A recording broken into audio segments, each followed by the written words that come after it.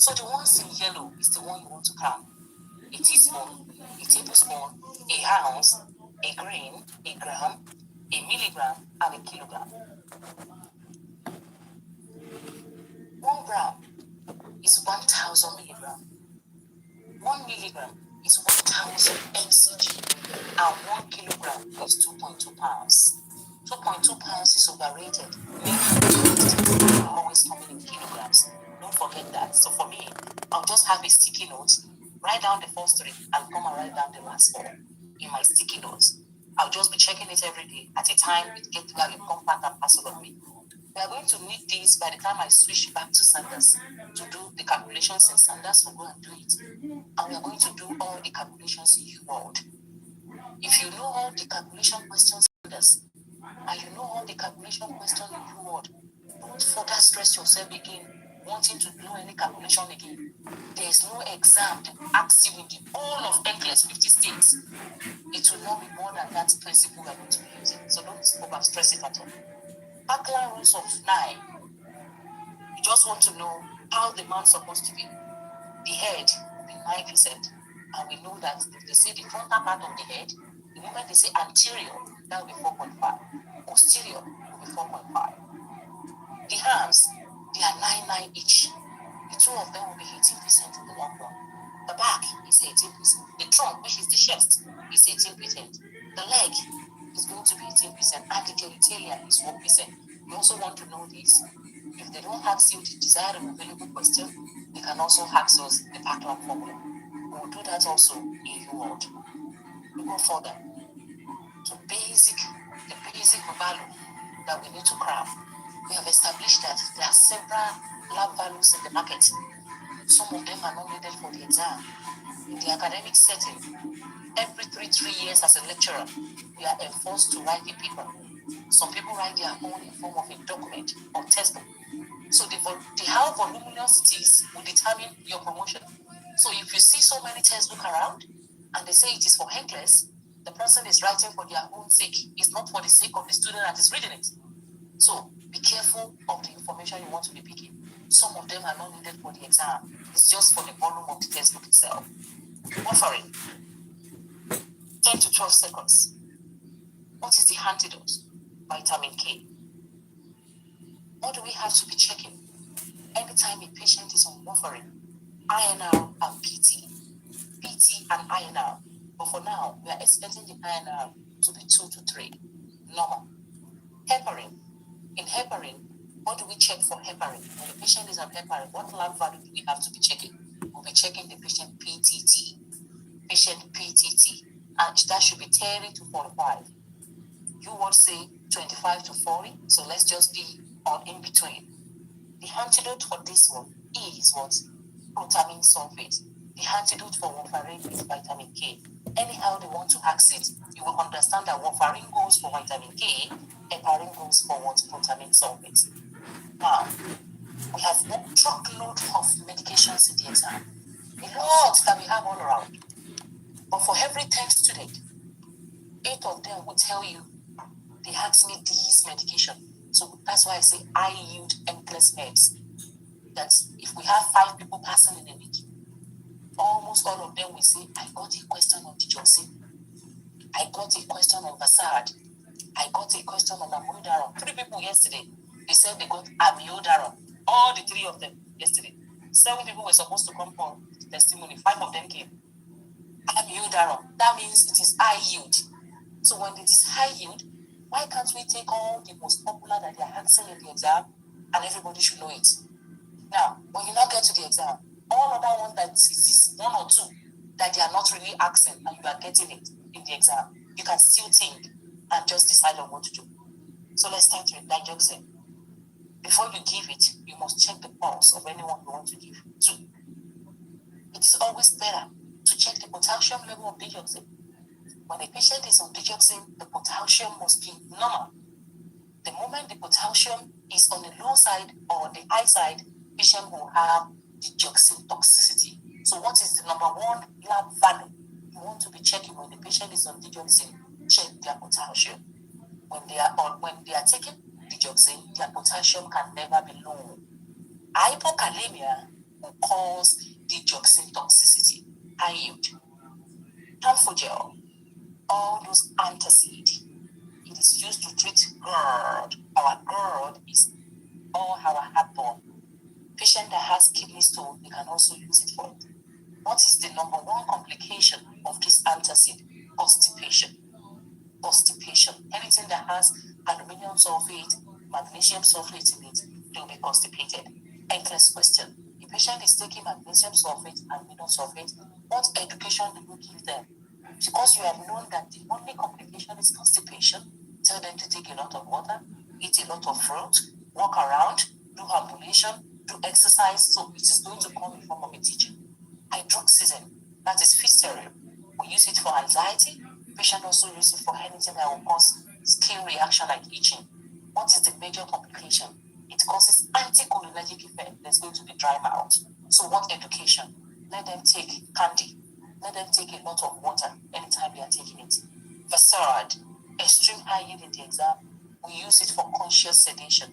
The patient will be on mechanical ventilation. They'll be going for a minor surgery. They will give them Versard. What is the number one complication of sedative? Respiratory depression. So what do you check before you give this medication? Check the blood pressure, check the pulse, and check the respiratory. If those three are low, patient cannot take the medication. Amiodarone, now getting overrated. All cardiac issues, we use amiodarone. Amiodarone is basically used for ventricular problem. Amiodarone, it is used for ventricular problem. But if you don't see ventricle situation, like two people that said yesterday, they said their own, the case study came as what? A verb.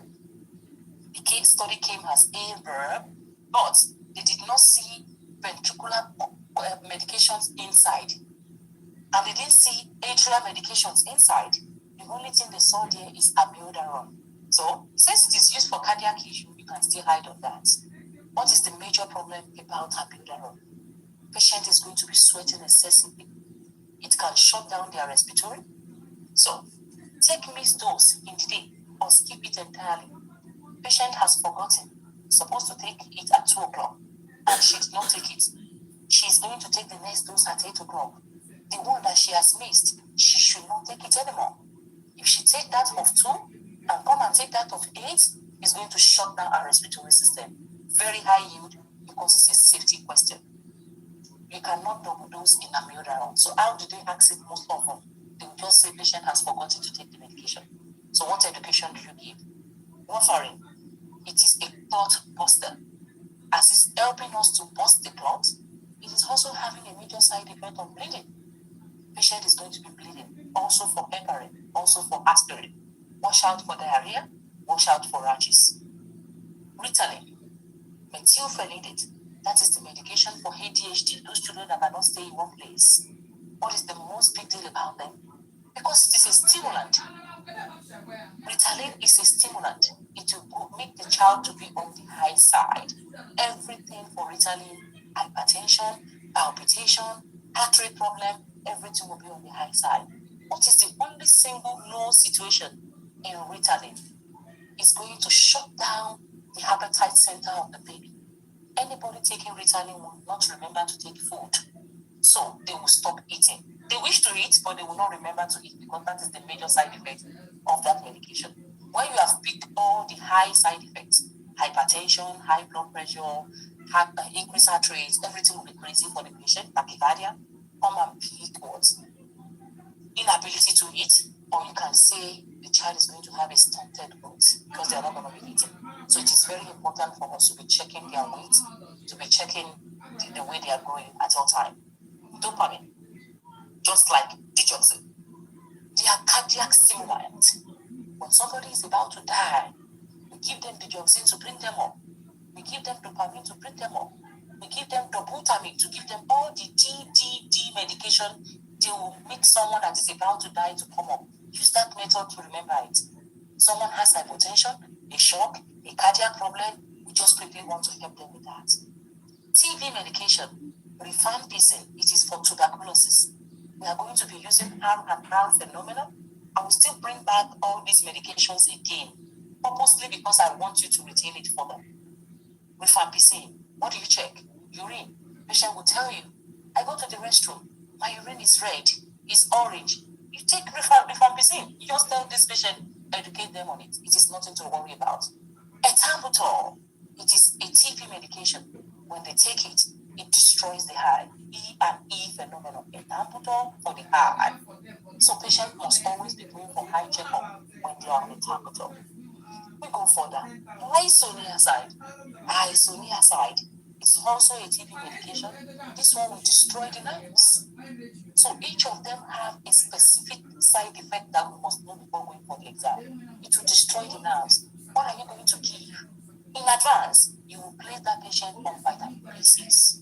Vitamin B6 will be regenerating the nerves, while isoniazid is destroying the nerves. We go further. IU blood levels.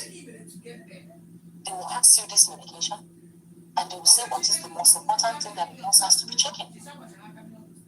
Or they can say, doctor say you should check the carbamazepine level. Why are you checking it? If we give this medication to the patient, and as a doctor or a nurse practitioner, if you don't check the blood level of this patient at least every 72 hours, you are going to be in trouble. It can't be low, neither can it be high. Carbamazepine, you will cram it 4 to 10. It will come in all our NGN case study. You won't see it in all those our traditional. You see that a single item NGN or our 6-item NGN. You just see it hanging somewhere in the lab. So when they say the patient is on carbamazepine and the blood level is 25, you know that, you know what to do. What is the priority nurse in action? Oh, doctor, something is going to be wrong to this patient. Digoxin, you can't take more than 2. Some textbook will say 0.5 to 2.0. Let's start from the lowest of orders.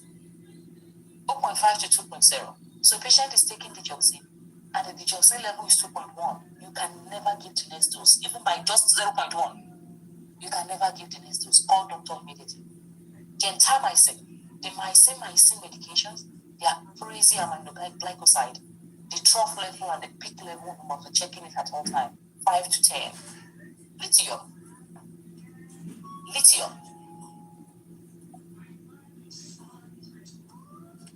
0.6 to 1.2. Let's go by this. 0.6 to 1.2 at any point in time. Phenobal, 15 to 40. Phenytoin, most high yield amongst them. Lithium, digoxin, gentamicin, phenytoin, 10 to 20. When it is more than 20, we need to stop it. That is the medication for patient that has asthma or respiratory problems, COPD and the likes, 10 to 20. Topamax, 5 to 10. Topamax and gentamicin are the same, and you use that to remember. 5 to 10, 5 to 10. It is the two of them that are 5 to 10, and you won't have to forget it. Fibroic acid, which is what? Depacol, 25 Depacol. So let's just sodium fibroate in between. Only one medication called antidote for this one, 50 to 100. Vancomycin, 20 to 40. So what is most important about vancomycin? We have to enhance the one the peak, and you must know the trough. You must know the peak and the trough. The peak is 20 to 40. The trough is 5 to 15. I will still repeat vancomycin again for the purpose of protection. Now let's go on. For the I'm just saying, for digoxin, if you take it too much, you then think about it. And it's too much of aspirin. If a baby has taken a lot of aspirin, after you are giving a presidential, what's the next thing? Give sodium carbonate. Warfarin, just vitamin K. Heparin is vitamin sulfate. This is just they are antidotes. The patient has isoniazid poisoning. Just check the latest spreadsheet. Others can ask it another way. Isoniazid poisoning, that is taking medication. So let's just give. What do we say we should give? We should give pyridoxine. We have only said pyridoxine will reduce the way that isoniazid is destroying the nerves. It's always smarter to also give that same pyridoxine as an antidote. A patient has carbon monoxide poisoning, too much of CO, we quickly give oxygen to the patient. Theophylline, there's too much of theophylline in the system, you give adenosine. All the group of spider poisoning, we can give them anything calcium chloride to that individual. Any patient that has any organ intoxication means the patient will go down anytime soon. The blood pressure will go down, the pulse will go down, throw them a pin. If you don't know what to pick and the patient is about to die, give them atropine to bring up the heart and everything. If we have to do a Tessalon test in myasthenia gravis, patient has a low acetylcholine, and we need to give them a medication called acetylcholine, and that medication is edophonia. So when they say you want to do a Tessalon test, the Tessalon test is for myasthenia gravis. We give edophonia. Any type of metal poisoning in the exam, calcium poisoning, copper poisoning, any form of poisoning, hide under the mecapro. Too much of iron in the system. What do we give as an antidote? The furosemide. So a patient needs to take 3 pints of blood, 5 pints of blood. Iron is what we have in the blood. It will be too much for the patient. We give the furosemide for that individual. All our thrombolytic therapy, if we give too much, we are going to give aminocaproic acid for that individual. Methanol poisoning, give ethanol. All our benzos, the lambs and the palm, all the glodiazepine, Activan, lorazepam, clonazepam. Someone has taken it too much, we give flumazenil or romancicol. Opioid. Too much of opioid, we give Narcan. And that settles that. Paracetamol, acetaminophen, or Tylenol. All of us can call it different names like this. Paracetamol for we that came from Africa, Tylenol or in the United States, and the chemical constituent is acetaminophen. The trade name here is Tylenol. The trade name in Africa, paracetamol, but the chemical constituent is acetaminophen. If you take it too much, what do we give to the patient? Acetylcysteine, or you give mucomist. Another name for acetylcysteine is mucomist. What is the antidote for all this medication? We go further. In diabetic acidosis treatment, a patient has diabetic acidosis. And who are those people that will always have it? That is type 1 diabetic mellitus. How do we manage it? Ensure that you give them potassium if the potassium is low. We are going to quickly give insulin for that individual. NG2, we'll be checking the glucose level, check the urea level, give a lot of fluid, and we are going to be checking the kidney if there's need for us to do a catheterization. So pick it one by each. Those eye medications. What are the selectors that apply information, or it can come as a teaching? We have established that digoxin, we will also use the word digoxin to pick our selector that apply for digoxin. The level cannot be more than 2. That's the highest we can take.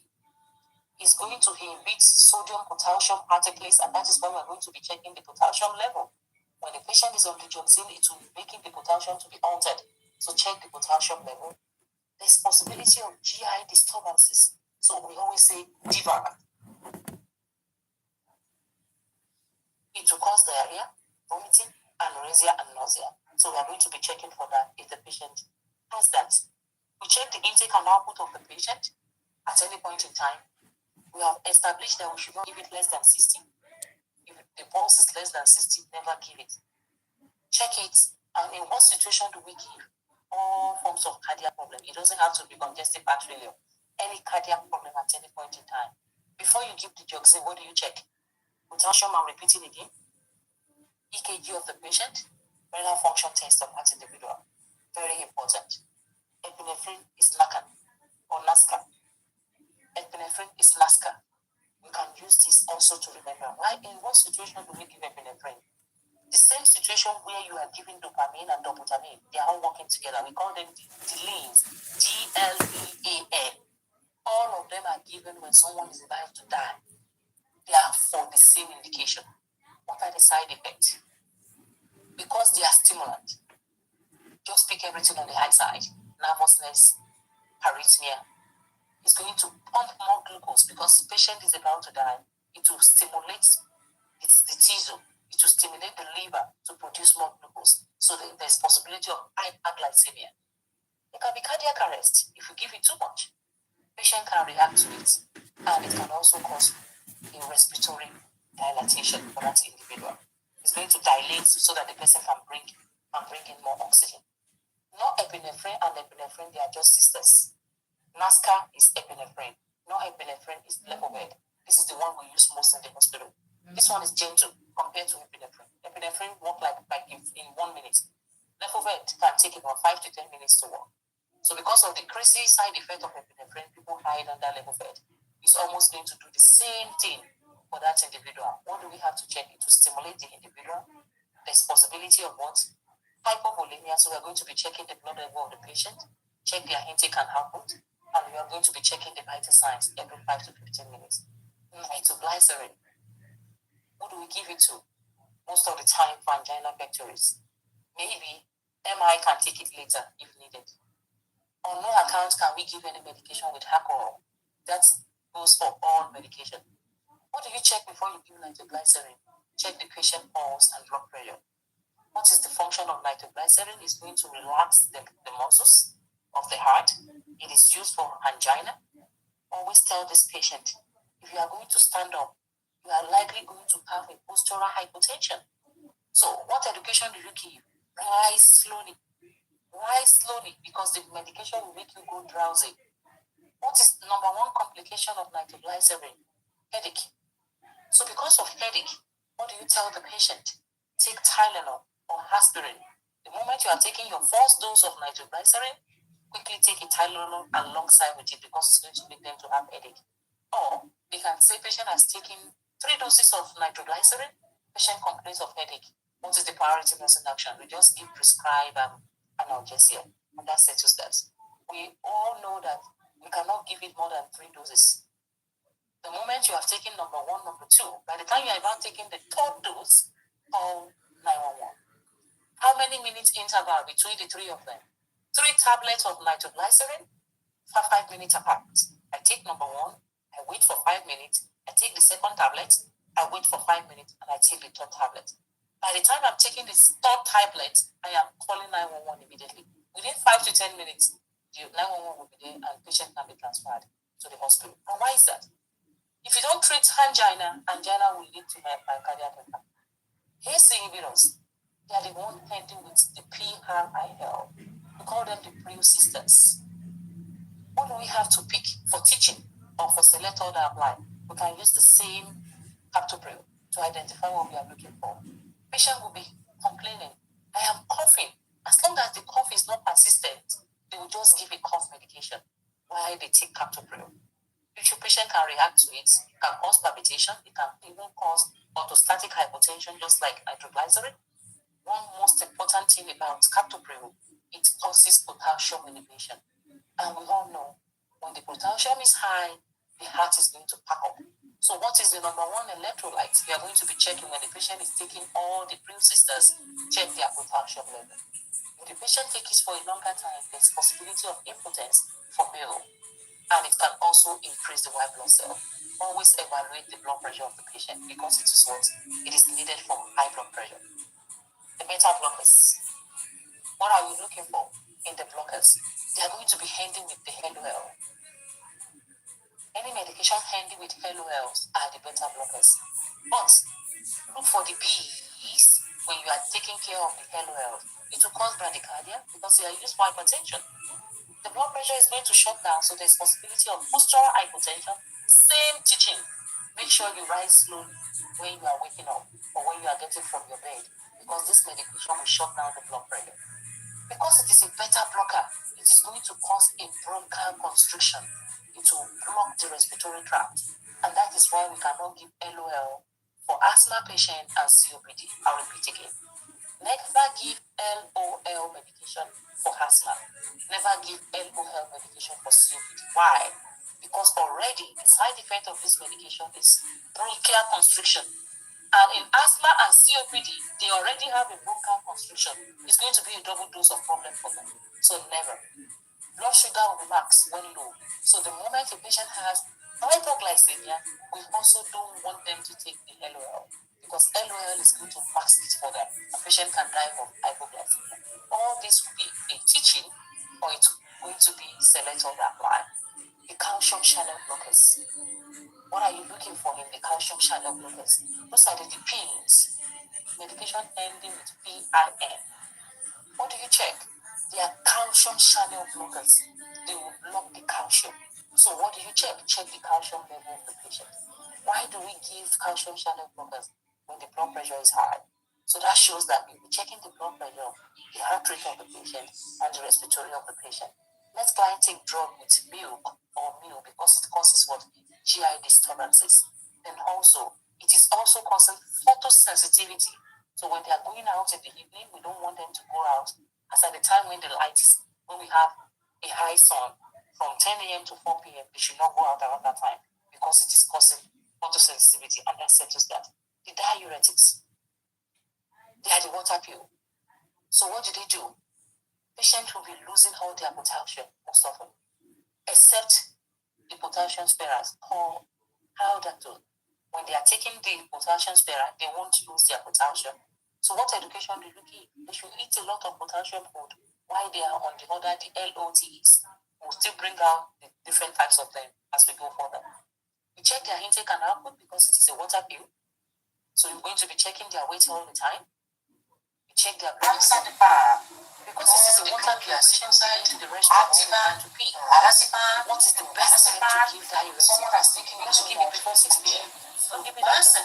If you give it in the evening, patient will not sleep again because they will quickly not take it to the restroom. And I put this here so I have there. That is the most I use. Take it very early in the morning. There's possibility of septic hypertension because they're going to be using their water. There's a possibility of hypovolemia and postural hypertension. Never give alcohol. Warfarin, I've operated that. What are the two labs you're going to be checking for warfarin? INR and PT. What antidote do we give? Establish our vitamin K. What food will they avoid? They should not increase any green leafy vegetable. Green leafy vegetable is otherwise known as vitamin K. So if a patient is on warfarin and without give more bowls of green leafy vegetable, that means you are giving an antidote. The warfarin is not going to work. So how do they structure the question in the exam? Let them take the amount of vegetable they've been taking before warfarin. They cannot increase it. If they increase their vegetable, it's peradventure they are taking the antidote of the medication and it's not going to work. What are you looking for in warfarin? You can use Cora to get out what you are looking for. Check the vital signs. It's a good medication to burst the clots. It's also going to cause a bleeding. Patient is going to be placed on what bleeding protocol or bleeding precautions, and we must be checking the INR and the PT. Avoid aspirin. The patient is taking warfarin. Warfarin is ending with RIN. Aspirin is also ending with RIN. They belong to the same family. So patient will bleed to death. So patient is taking warfarin and complains of a severe pain rated at 6/10. Pencless will ask you, among these 4 medications, which one are you going to give? You better just give Tylenol. Avoid anything that will also cause a clot buster. Heparin. What do we check in heparin? We must be checking the patient PTT at every point in time. The antidote is protamine sulfate. Hospitalization is required for IV therapy of heparin. So for warfarin can be oral. It's even always oral. So let's use double O here. It should be an oral medication. So how do they titrate it? A patient has a clot-related system. You will start with heparin. Heparin will work in less than 5 minutes. It's going to break the clot. And that's why we pass it through an IV inside the fluid. But warfarin, you can give that as an oral tablet. So they give the two of them together. You give warfarin, you give heparin. Heparin will work like right now. Warfarin can take 3 to 5 days before it works. And that's why we just give it. So in an emergency situation, patient is bleeding, or patient has a clotting situation, they make sure that it is a crazy situation. Which one do you give first? It is heparin. Warfarin will not work immediately. It takes 3 to 5 days before it begins to work. So it is used for maintenance treatment. It is used for maintenance treatment. The patient has been treated for that emergency clotting situation. We have used heparin. Can we continue to use heparin? No, patient will bleed to death. So it's good, but it's a crazy medication that doesn't work right now. They just say, I really want to work for just a few days, and you stop using it. So we will now place the patient on warfarin, and we will just be taking that 1 tablet per day, and that's it. So Pridogel, it is a new medication in the past 5 years. It has come to stay. We need to use it these days. Plavix. What are we looking for as a teaching? can cause, it's going to definitely cause some time. It can also cause bronchospasm, just like the LOLs. It's going to reduce atherosclerosis. Patient will not have any clots. Evaluate their bruising. Just check them for anything related to bleeding at any point in time. You should not take with food nor after meal. So always take it on what? An empty stomach. HN core inhibitors. You just see it in our 6 items engine, just to know the name. They just use that to distract. In the exam, people will quickly pass it, right? They'll just say HMCOA inhibitor. You just be smiling. That go and bring another name and get it ready. Statin. Medication handling with statin, they are called anti-lipidemic agent. They will bust all the cholesterols in the body. The atorvastatin, which is the Lipitor, the simvastatin, which is the so-called. Those are the 299% that we use all the time in the hospital. What is the major thing about it? We take it at night. Take that medication at night. Very important, at bedtime. And why are we taking it at night? When you are sleeping at night, the medication will start breaking your muscles because it is needed for what? To cut off all the fat. So if I take statin during the day, and we have established that it causes what? Muscle pain. There's no way I can do my job. So don't give statin during the day because of the side effect of statin. Statin will cause muscle cramps or muscle pain, rhabdomyolysis. Let's write it somewhere. It causes muscle cramps or muscle pain.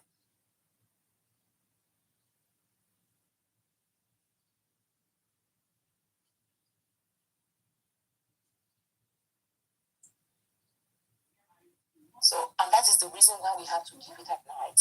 So when I'm sleeping and it is cutting off all the fat in my body, I will not know because I already slept off. So even when the pain is there, I'm not going to know. My sleep will not make me to feel. This is why it is better to give statin at bedtime. Are you guys? What else do you have to tell the patient to take when they are taking statin? Because it's going to cut off all the fat in the body. Where will the fat go? We don't want that fat to go and block the liver, to go and block the kidney. Tell the patient to take a lot of water. You're not going to grab it.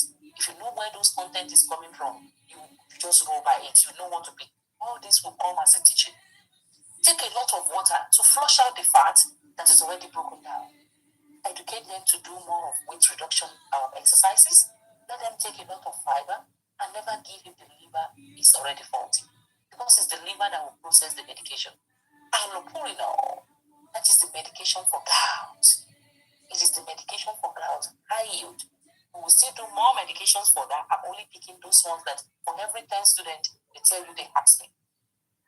This one is also going to take out all the uric acid system. What is gout? Gout is high level of uric acid. Patient has taken a lot of protein. Protein will now change to what? Uric acid. We need to flush it out of the system. So as this medication is breaking down all the urea, we need to take a lot of water. So water education. Take about 10 to 12 glasses of fluid every day. You'll be checking their intake and output. They should not take with alcohol, then give it after meal. Phenytoin is dilantin. What is overrated about it is the word gingival hyperplasia. You see a picture in U-World where the mouth of the baby or the child is already having a lot of sore. So they just say, patient, this baby was given phenytoin. Maybe the child has seizure. The baby has epilepsy. We are only using it in case of what? Epilepsy and seizures. 2 days later, the baby presents with this picture. Tell us what the picture is all about. Your answer is gingival hyperplasia. What education do you give to them? Because that medication will be peeling all the mouth and the teeth of the baby. Let them always go for dental checkup. Phenytoin, go for dental checkup. Now, a pregnant mother. A pregnant mother, can they take phenytoin? They cannot take phenytoin. It's going to destroy the baby. Another person, she has seizure. She's 18 years old and above, or she's 24 and above, and she's going to use this phenytoin. Patient must always use a birth control. You must always be on a contraceptives. You cannot be pregnant while you are using phenytoin. Phenytoin will destroy the baby. As simple as that. So, as Aside going for dental checkup, if you don't have the money, what education do you give? Because that medication will make your mouth to peel, use a soft brush. You cannot stop it abruptly. They always taper it off. From 400 milligrams, they will reduce to 300, from 300 to 200, from 200, we do a taper off. If you stop abruptly, patient will have a severe epilepsy or seizure. Lithium, our bipolar medication. What is bipolar? Mania. We don't say mania again in the psychiatric setting because it looks degrading. We just what is our number one neuroprotective medication? Lithium, 0.6 to 1.2. Is going to increase urination. Just use lithium and to get your teaching for lithium. LITTHI. Patient will be going to the restroom every now and then. If they lose it, you have to give it back. Baggage in, baggage out. Tell them to take a lot of water. They can start having tremor because they're going to be losing all their sodium. And so, when a patient is on lithium, their sodium level must be. So when they are taking lithium, if the sodium is low, lithium is going to go crazy. So you can now see reason why they have a low sodium. As they are going to the restroom, the sodium is getting out. So they will have a low sodium. The moment the sodium is low, lithium will go crazy. So, and that's why we must be checking the lithium level every 2 days in the hospital. Some hospitals, they check it every day.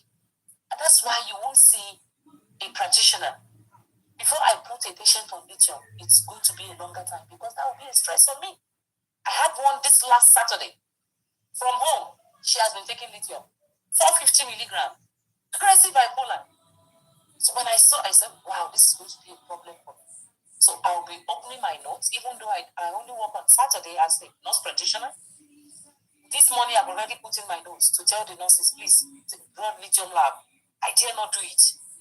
Because it will be a stress for me and the patient. Patient will be saying, well, you guys are just only, you are always pinching me, taking my blood all the time. Do you want to die? Your lithium cannot be more than 1.2, the level. So the nurse is going to be in trouble. The practitioner will be in trouble. Patient is also going to be dying, telling you, you guys have already pinched all my body. We got to do what we got to do. You cannot change the medication because she said that is the only thing that works for me. If you don't give me my lithium, I'll go crazy. So they will start having tremor. You see them being restless. You want to be taking a lot of water because they. What lab do we have to be checking? Patient is on lithium. Check this. I will still bring more content on that again. Let them take a lot of fluid, and you know the reason. Lidocaine, it is our delaying. All the delaying are doing the same work. All is the lidocaine of delaying. Lidocaine. Patient is dying, give them lidocaine to stimulate them. What are you looking for? All this is what you are going to be looking for. It can work as an anesthetic agent. Most of the time in the ICU, when the patient is about to die, they are having a bad cardiac rhythm. They quickly give them lidocaine. The toxicity can also come up when they are taking it. Orally inactive, most of the time we give the IV, most of the time. So when a patient is taking lidocaine, be careful not to put them on cimetidine and propranolol most of the time. It reduces patient from being very automatic, and it can also inactivate the calcium channel level. It can cause nystagmus for the patient, high problem. So it can cause low vision. So I'm only taking the last two as the most high yield for the NCLEX. When a patient is on lidocaine, tell them to always go for high checkup, just like a Tambutol. Just like a Tambutol, it destroys the 3, 4, 6 cranial nerves of that individual and check their ECG because it's a cardiac medication. That is that. Anti-epileptic medication. An example is Tegretol, which is our phenytoin. An example is carbamazepine. An example is Keppra.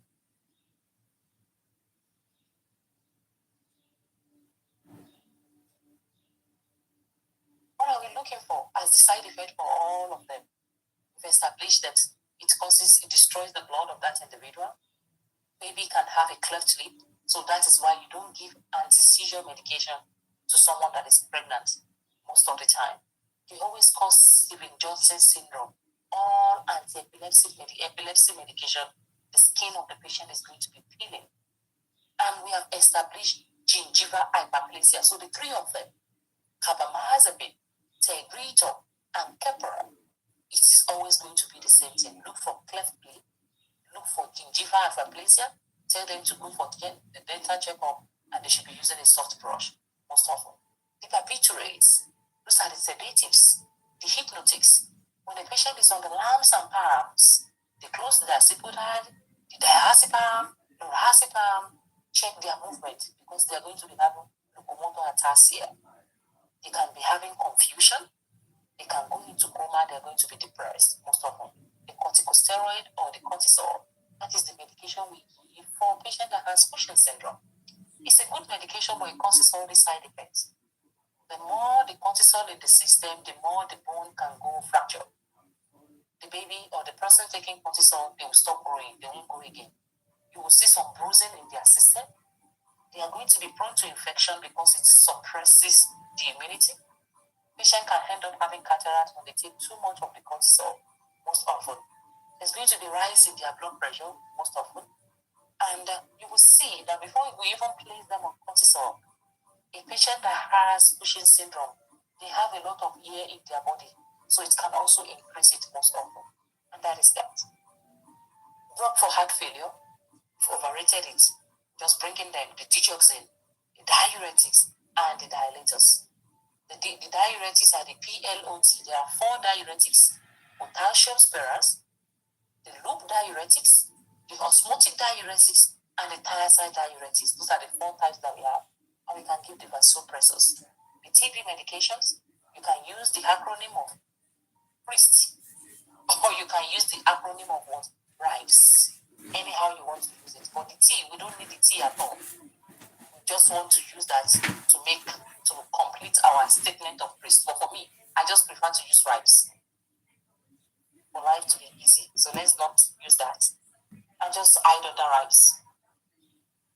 We have the rifampicin, the isoniazid, the pyrazinamide, the ethambutol, and the streptomycin. So let's see how far we can go. What are you going to be checking when the patient is on rifampicin? Just did it before coming here. We have a formula. When the patient is on rifampicin, what do you check? They will have yellow urine. Yeah, orange, Orange urine and sweat. Yeah, orange urine. When they are on isoniazid, what is the side effect of this isoniazid? What does that one do? What does it destroy? It destroys the nerve. It destroys the nerves. What vitamins do we give to help when a patient is on isoniazid? B6. Vitamin B6. B6. Ethambutol. What are you going to be checking for ethambutol? Vision. Good job.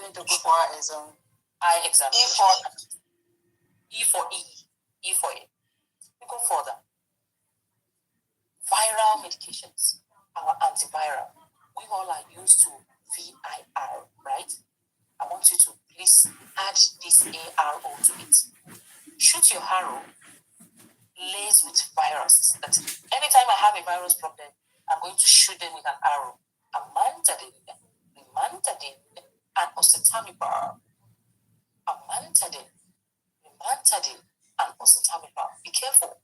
We have another medication ending with DIN, cimetidine, which is the proton pump inhibitor that we use for ulcer. So we are going to be gallant about it.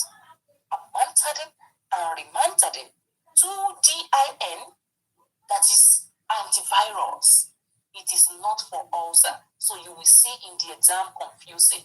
The patient has a gastric ulcer, they will now put cimetidine, amantadine, they will deliberately say, select order apply. So some people will now be thinking, oh, select order apply, I must select a lot. In your select order apply, it can be just one answer. They know what they are doing. Because a question like that, why place it on select order apply when you know that only one answer is the answer? These people are doing too much for us. So your only answer there is cimetidine. But they will deliberately say, patient has a gastric ulcer. Doctor has the opportunity of prescribing many medication.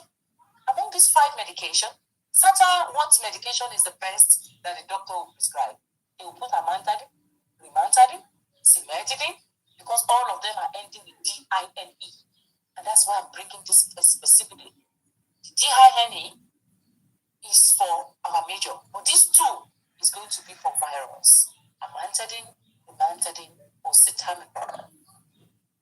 Entropy. We say when a patient is dying, throw them a pin. Throw them a pin when they are dying. What's the major thing about entropy? With this picture, you just have it in mind that entropy will have anticholinergic effect. Every signs and symptoms you will pick as a side effect of entropy is going to be dry. Patient will be hot as hair. They're going to be red as a beet. They're going to be mad as a hater. Everything you are going to pick is going to be dry. Our emergency medication, we've established we are going to lean on the lean. We will lean on the lean. Lidocaine, epinephrine, atropine, and NACA. That is our delay. That is that. And we have established that we should not forget our diet. When you are leaning on the lean, add your diet along with it. The glutamine, insulin, heparin, oxytocin, potassium. These 10 medications, they are high alert medications. Any question that comes from them, you must pass it. Why do we say we must pass it? Somebody can be punished for not passing them. You cannot make the mistake of giving more than expected insulin. Neither can you give lesser insulin. You cannot give more than expected heparin. Neither can you give lesser heparin. On no account can you give too much of oxytocin. Baby will die, mother will die. So they are high alert medications because they are connected to safety. If you don't do it right, you are going to lose the patient.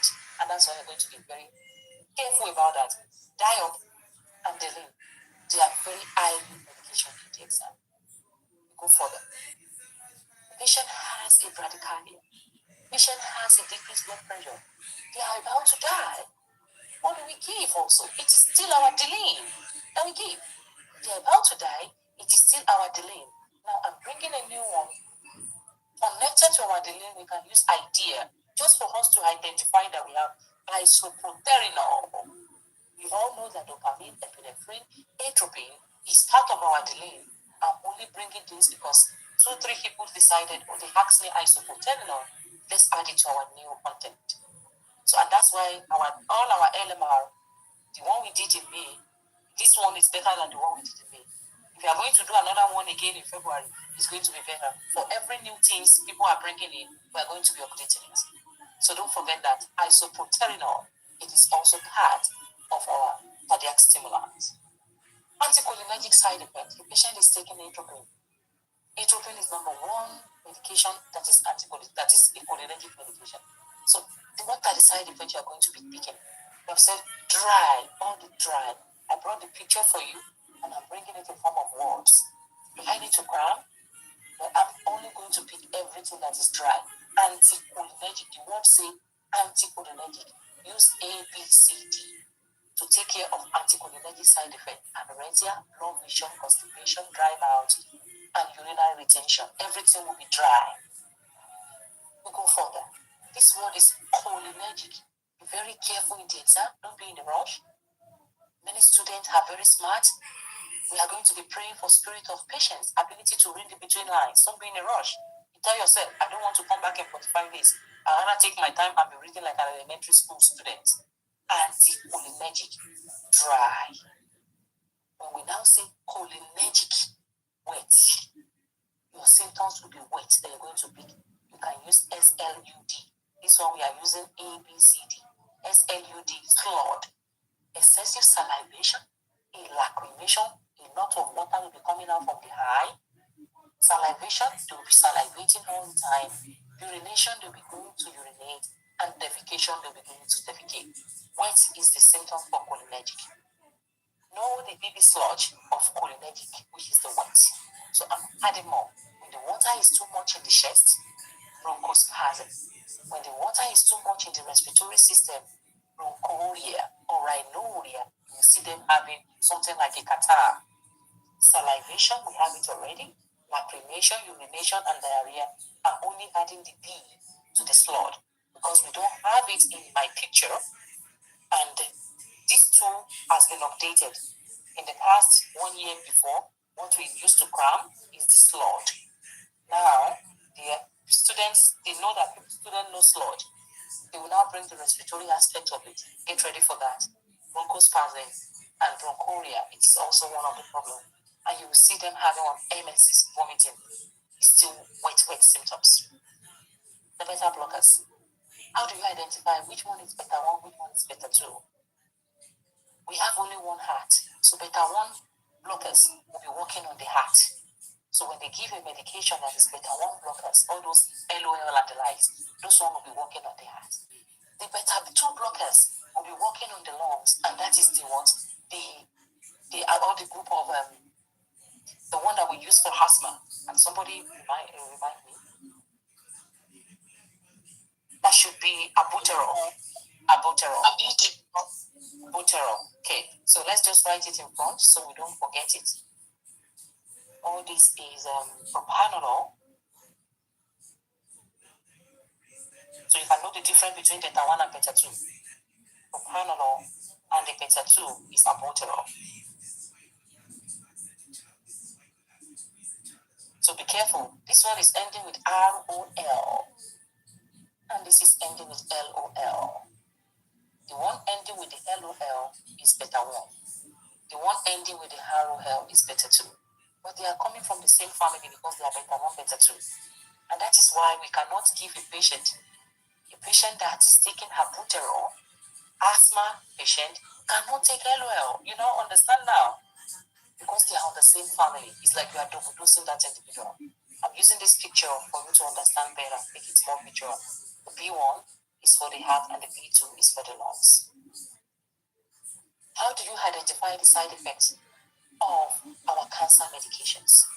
We say my daddy is a man and he's a master of ceremony. That man MC. So let all that apply. If any of the cancer medication, what are the side effects of cancer medication? This is also the same side effects for radiation. If you have the radiation, it's still the same diarrhea, nausea, all the cells destroyed. Mucositis, their mouth is literally. So we educate them to do what? Washing their mouth with a soft tissue with lubricant on the mouth and we share. We educate them to always apply the milk or covering their head with a scarf. Nausea and vomiting. Myelosuppression, the bone marrow will be destroyed and they are going to have what? A bladder infection. That is that. And all what I said now is also here in picture. Everything is here. Nausea, vomiting, bone marrow suppression, anorexia, alopecia, and we don't give cancer medication for pregnancy. Avoid the pregnancy. Let's go back. We have the pregnancy.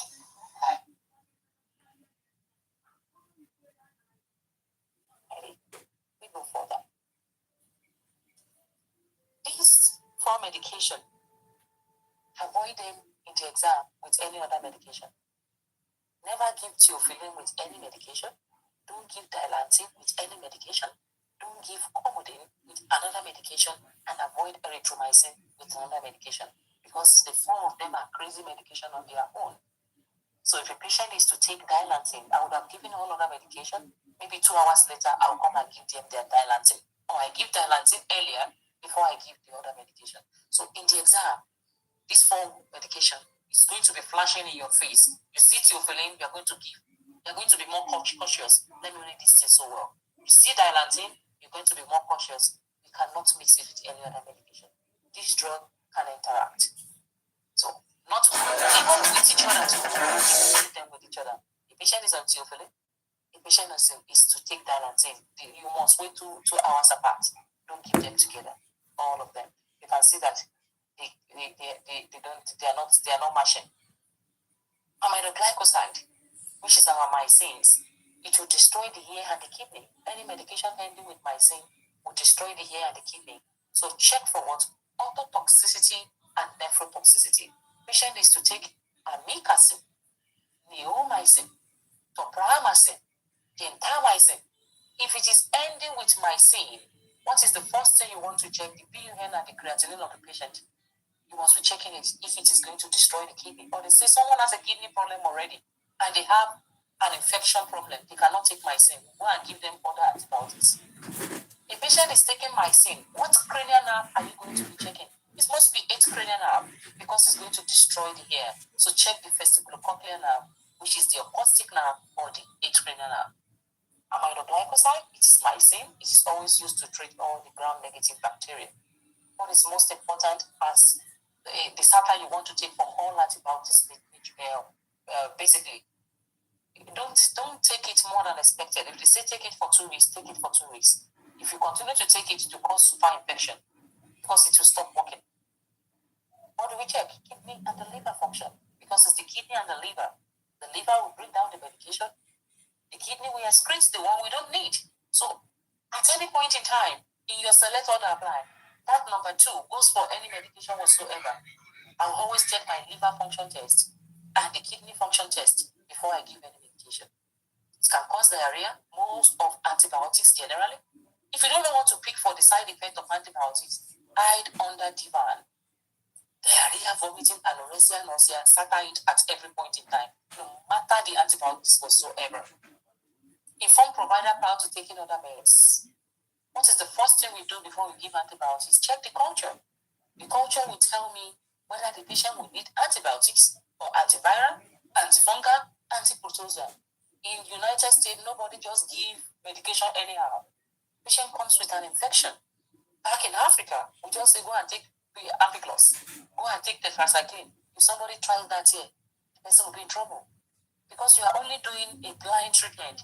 What is the first thing to do? I'll take your blood sample, no matter how the problem is. It is when the lab say result is out before we start giving you medication. Nobody wants to be, patient will be forcing you. I'm sick, give me medication. We just say, take vitamin C. I'll place you on vitamin B6. Be taking water. In the next 24 hours, we pray that the lab quickly send us your results. If they don't send it, there's no antibiotics for you. Because the result will tell me whether it is a virus, I will give antiviral. Whether it is a fungus, I will give antifungal. Whether it is so the microorganism will determine the medication I'm going to give. So what is the number 1 SATA before you give any antibiotics? Culture first. Never give any medication with alcohol. Tell them to take it a full course. Many of us, all of us we are fall victim of this. We have an infection. Doctor prescribe the medication.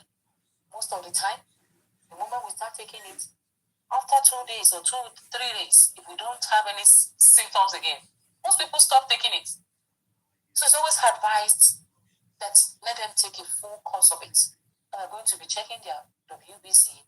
Are they having high temperature? We're going to be checking the blood. Tetracycline and anything quinine that has the word quinine in it, the quinolones, the chloroquine, hydroquinones, tetracycline can never be given in pregnancy. So you will see, they will say a 25-year-old, the woman they starting from 24-year-old and above a necklace, they are connecting it to what? That is the childbearing age. She has an infection. Doctor has prescribed tetracycline. What is the first thing to do? I will take a urine sample. Can we have your sample or blood sample? Let's rule out pregnancy before I give this medication. That's the right thing. If you are pregnant, you cannot take tetracycline. If you are pregnant, you cannot take quinolones at any point in time. So you can see that no way, no way, no way, no way. No way. 2 of you are pregnant. You are pregnant and you need this medication, I will never give to you. Never give them quinolones and don't give tetracycline. The 2 of them are saying, no, I'm not going to come. You guys, I don't want you to make me lose my license. And these 2 of them are shouting, we need these 2 medications, we'll rather give you another antibiotics. So OB meds, don't give quinolone, don't give tetracycline for them. What are the side effects of alpha blockers? We have done beta blockers. Beta blockers, beta 1, beta 2, beta 1 for the heart, beta 2 for the lungs. If they switch it on you and say alpha adrenergic blocker, we have done beta adrenergic blocker. What is the number 1 things you are looking for alpha adrenergic? They are the medication ending with OSIN. There are 1 million of them. The moment you see OSIN, this is alpha adrenergic blockers. The prazosin, OSIN. And of recent, we are using Aldomet, which is called metidobal. But in the US, we use prazosin. Back in Africa, we are more used to metidobal. Better to know the trade name, Aldomet. And that is that. Side effects of all those blockers, the alpha adrenergic blockers. This one is alpha. We have done beta. Alpha adrenergic blockers, because they are medication that helps with high blood pressure, static hypotension. You will see them having tachycardia, vertigo, and they can lose their sexual ability. They take it too much. Lidocaine. You've done lidocaine before. I'm breaking it again. And what are the side effects you're going to be looking for in lidocaine? Is slurred speech. Their CNS can be altered. Their muscle can be contracted. A patient can be going into seizure. And that's why they must always have the cardiac monitor beside them at any point in time. And this is all that we need for lidocaine toxicity. And that's why we most of the time in the ICU, that's their medication in the ICU. Somebody must always be with them when they're taking lidocaine because of these bad side effects. Now, we need to further emphasize the relationship of vitamin B6 and two situations. And what is that? B6 and isoniazide, B6 and dopamine, and levodopa and carbidopa. When I see B6, I'll connect two things. I must use it in one condition. I must not use it in another condition. So let's start. Vitamin B6 must always be used with isoniazide. Isoniazide is that medication for TB. That medication will destroy the nerves. What is the number one vitamin that we are going to give while you are giving isoniazide? Vitamin B6. Because it's going to make it to what? Not to destroy the nerves. Let's go to the next one. Levodopa. Levodopa carbidopa. That is the medication for Parkinsonism. Can we give B6? No. Never give vitamin B6 in carbidopa levodopa patient. The patient has Parkinsonism. You can never give them vitamin B6. Another teaching. Tell them, avoid food that is high in vitamin B6 because vitamin B6 will not make levodopa and carbidopa to work. It will make it not to work. Patient will continue to have all those words, bradykinesia and the rest. And this is what I put here for you to understand it. This one is going to increase it, and vitamin B6 is going to lower the level of levodopa and carbidopa. Patient will continue to be crazy with the Parkinsonism. But if you give vitamin B6 for isoniazide, patient will be happy. They need it. So it is needed for a patient that is on isoniazide. We need to increase their vitamin B6. Or when a patient has carbidopa levodopa, we are going to lower the vitamin B6 or don't give them at all. How do we mix our insulin? When you are still in the school of nursing, you are NR Chemi. The moment you pass your NCLEX exam, you become RN Chemi. That is how we do our nomenclature back in school. Chemi, NR. That shows that I'm still a student nurse in the school. The moment you see RN in front of my name, I am now a qualified nurse. Use that to remember it. NR first before we do RN. What do we do? You want to mix your insulin. Our N is the intermediate insulin, the cloudy one.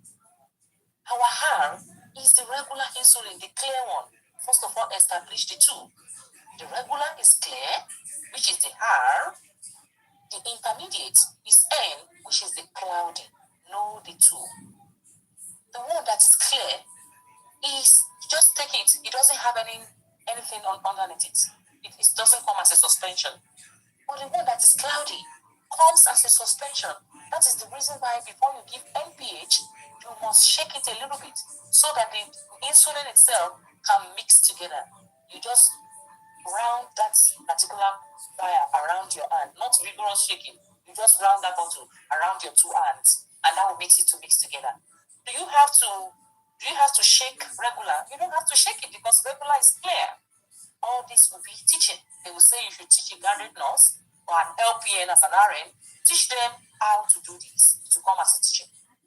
This comes also as a drag and drop. You will come and tell us how you're going to do it in the machine, in the hospital. What do? You will take your needle. You will withdraw atmospheric air, our normal blood air. Withdraw it inside the needle. Patient is to take 20, maybe 5 units of MPH and 2 units of regular. You will now take that needle, withdraw here up to 5 in that graduation. You will see the measurement. You will take another needle. The other one say 2 regular. You will withdraw here It's like you are just doing an imaginary thing. So you start wondering, why do I need to be withdrawing here? It is for Eclairs. Grab it, know it, and pass and leave the place. Most of you will not even be walking in the place where they are going to be given insulin. So, and all these things, we don't do it on the floor. Nobody has the time to be withdrawing 2 meals of atmospheric air, another 3 meals of that. Nobody does that. We just give the RN, the regular, and the MPH. They don't even do mixing at all. But because it is for the exam, you just want to do what is right to pass. You will withdraw here into the cloudy one, which is the intermediate first. Then you will now put the hair also in the regular insulin bottle. So the two of them can be well saturated. Why are we putting air inside it? So they can be well saturated, letting them know that we are going to come and withdraw you in 2 minutes. How do we now withdraw? You will now withdraw first from regular, then you will now withdraw first, followed by what? By the MPH. Withdraw from the regular first, the MPH. In that case, it is well mixed. That is our mixing of insulin. NRRN. And that is here. The regular is clear. The MPH, which is what? Cloudy most of the time. Cortisol, as we use it for Cushing syndrome. When a patient has a serious infection, we don't know what to do. We have given all the antibacterial, anti-infective. We can also use cortisol as an anti-inflammatory. They are ending with the zone, prednisone, cortisone, anything ending with SONE, they are cortisol. Salicylic poison. Who are the people that they ask a lot in the exam? Children. They will say this baby. The mother went to the kitchen. On getting back to the room, there's an empty bottle on the floor. How does it got empty? The baby has drank all this aspirin inside. They are not going to be saying, but they did not say the patient has taken it. How the bottle got empty? It's only baby and the mother that is inside. If the baby has drank it, what are you going to be looking for when someone takes too much of aspirin? Aspirin destroys the 8th cranial nerve, ringing in the ear. It destroys the 8th cranial nerve, ringing in the ear.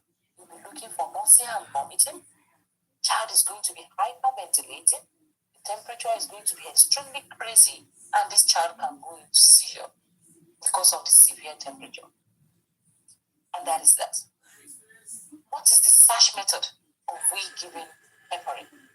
The patient is to take heparin and antibiotics. How you did the exam? How do you do it? You will first of all flush. It will be as a drag and drop. You will flush the saline, take a saline. We always have a saline, 10 ml syringe of saline. There's 5 ml syringe of saline. Take it and flush. You will now come and give the antibiotics. You will saline the patient again. You will now come and give heparin.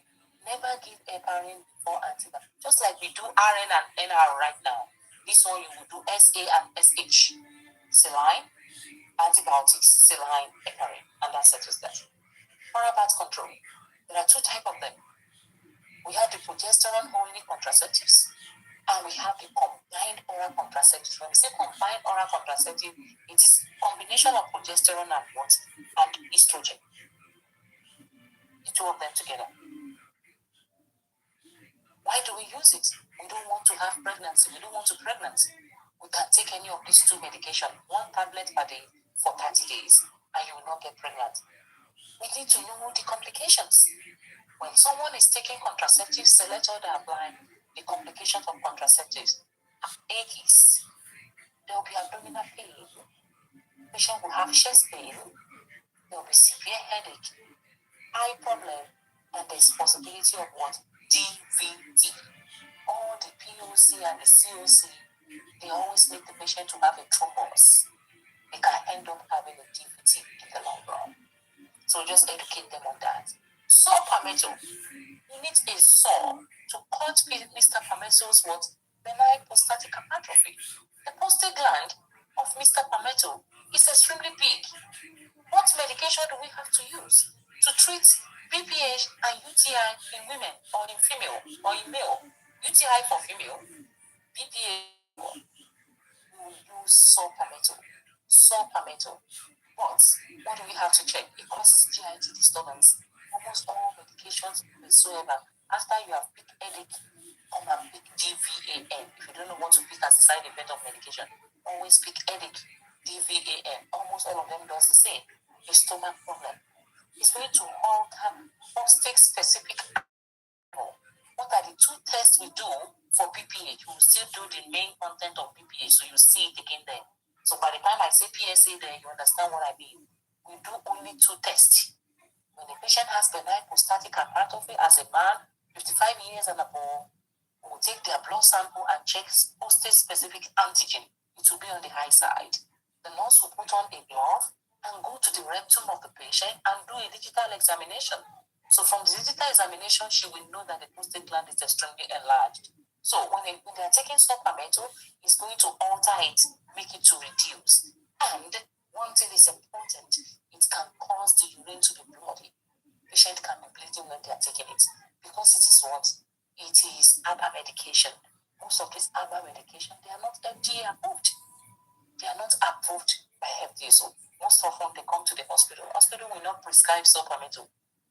This is what ABA medication that the patient is taking on their own. You can buy at Walmart, you can buy at Walgreens. No doctor will prescribe palmetto for anybody in the hospital. They will give the group, all the group of tamsulosin and the likes will be given in the hospital. Before, I cannot think well, but now I can think well. What am I using? I'm using Jingo Blubber. Jingo Blubber is needed for memory. But because it is a G product, all G products causes bleeding. All G products in the exam, Jingo Blubber, glucosamine, ginseng, as long as it is G, patient is going to be bleeding. So never give Jingo when a patient is taking any blood busters. Patient is taking aspirin, warfarin, and the likes. Flavies, they cannot take Jingo. Potassium. What is most important about it? Always check when a patient is taking all these diuretics. Check their potassium level. Check their intake and output. If a patient is to take potassium, take it with food. When a patient is on AC, we did it already. Monitor their potassium. When a patient is taking digitalis, which is digoxin, monitor their potassium because the potassium level can never be low when a patient is taking digoxin. What is the normal value of potassium? 3.5 to 5.0. Anytime you want to give potassium, never give a potassium as an high V bolus or as an IM bolus. We don't give it directly on the vein. You will put that potassium inside an existing normal saline or dextrose water. You cannot put it directly in the vein. Why? It is going to cause what? Infiltration, or it can cause extravasation. Too much of potassium will cause cardiac problem. And even a lesser potassium can cause a cardiac problem. Estrogen, when it is too much in the body, those people that are taking the combined oral contraceptives, estrogen-related contraceptives, it can cause osteoporosis. Number one cause of a fragile bone in women when there's too much of estrogen in the system, the bone can be broken. Go further. Lithium. What do we use lithium for? And yeah, I've overrated this, but because it's high yield, I deliberately repeated some content 2 times for the purpose of retention. 4.6 to 1.2. Patient will be going to the restroom at all time, so that means they are going to be very thirsty. Give them a lot of water because they are going to be losing their sodium. Check the sodium level. When the sodium level is low, lithium will be crazy. So sodium can never be low when someone is on lithium. Their sodium level must be 135 to 145 at every point in time. Lithium will cause tremor, so check them for tremor. It's going to cause unsteady gait because they'll be going to the restroom, they'll be losing all their electrolytes. So their salt must be adequate. Phosphor is the medication for anxiety. Put a pause for you to know that when you are going crazy, we need to give you a pause to ride you along. Phosphor is that medication that will reduce anxiety for that individual. The biotics. The word biotic We just take out the T and say it causes what? Vasoconstriction of the eye. T and T phenomenon. And when we say mydriatrix, the mydriatrix is causing dilation of the heart, of the eye. So this one, you just blow out the D and makes life easy. Myotic will cause vasoconstriction. Just take out the T and do T and T phenomenon. The mydriatrix, take out the D and do D and D phenomenon. This one will dilate the eye. It will dilate the eye. So in what situation do we need myotics? So you can see an example. Myotic will constrict the eye. Myotics, no atropine. We don't want to throw them the pin at any point in time. And who are those people that use it? Glaucoma. Glaucoma are the ones that use it. Types of insulin. We can use this acronym to remember them. RSIL. The rapid insulin is the fast insulin, very fast, like right now. The regular insulin is the short-acting insulin. We are going to be very specific about it. RSIL. People mix the two together because of this R. They will now say regular insulin. They will now come and say short-acting insulin. We are talking about the same thing. If you use it that way, must also be specific. Because R is rapid insulin. The S is the short insulin, otherwise known as our regular that is what everybody needs. And what I'm trying to emphasize is regular insulin is the short-acting insulin. It is not the rapid-acting insulin. That is that. I use the word ready. Rapid, fast like right now. Regular is also ready, not fast, not rapid, but it's also very fast, ready. Intermediate is intermediate, in between, relax, just be doing it bit by bit. And the longest thing is using insulin. You give it 9 a.m. in the morning, it's going to be in the body for 24 hours. That's why it does not have a peak at all. This one is just 24 hours duration. And you can see all of them are on the same lane. We now say we have 4 contestants. From this 4 contestant, I say ready, go. Who do you see for? It is the rabbit that with the first. Will be in the finish line first. Followed by the regular. That is going to be hyperventilating. Ready. Followed by the MPH. That is still relaxing. And lastly is the lazy one. The lazy lengthy.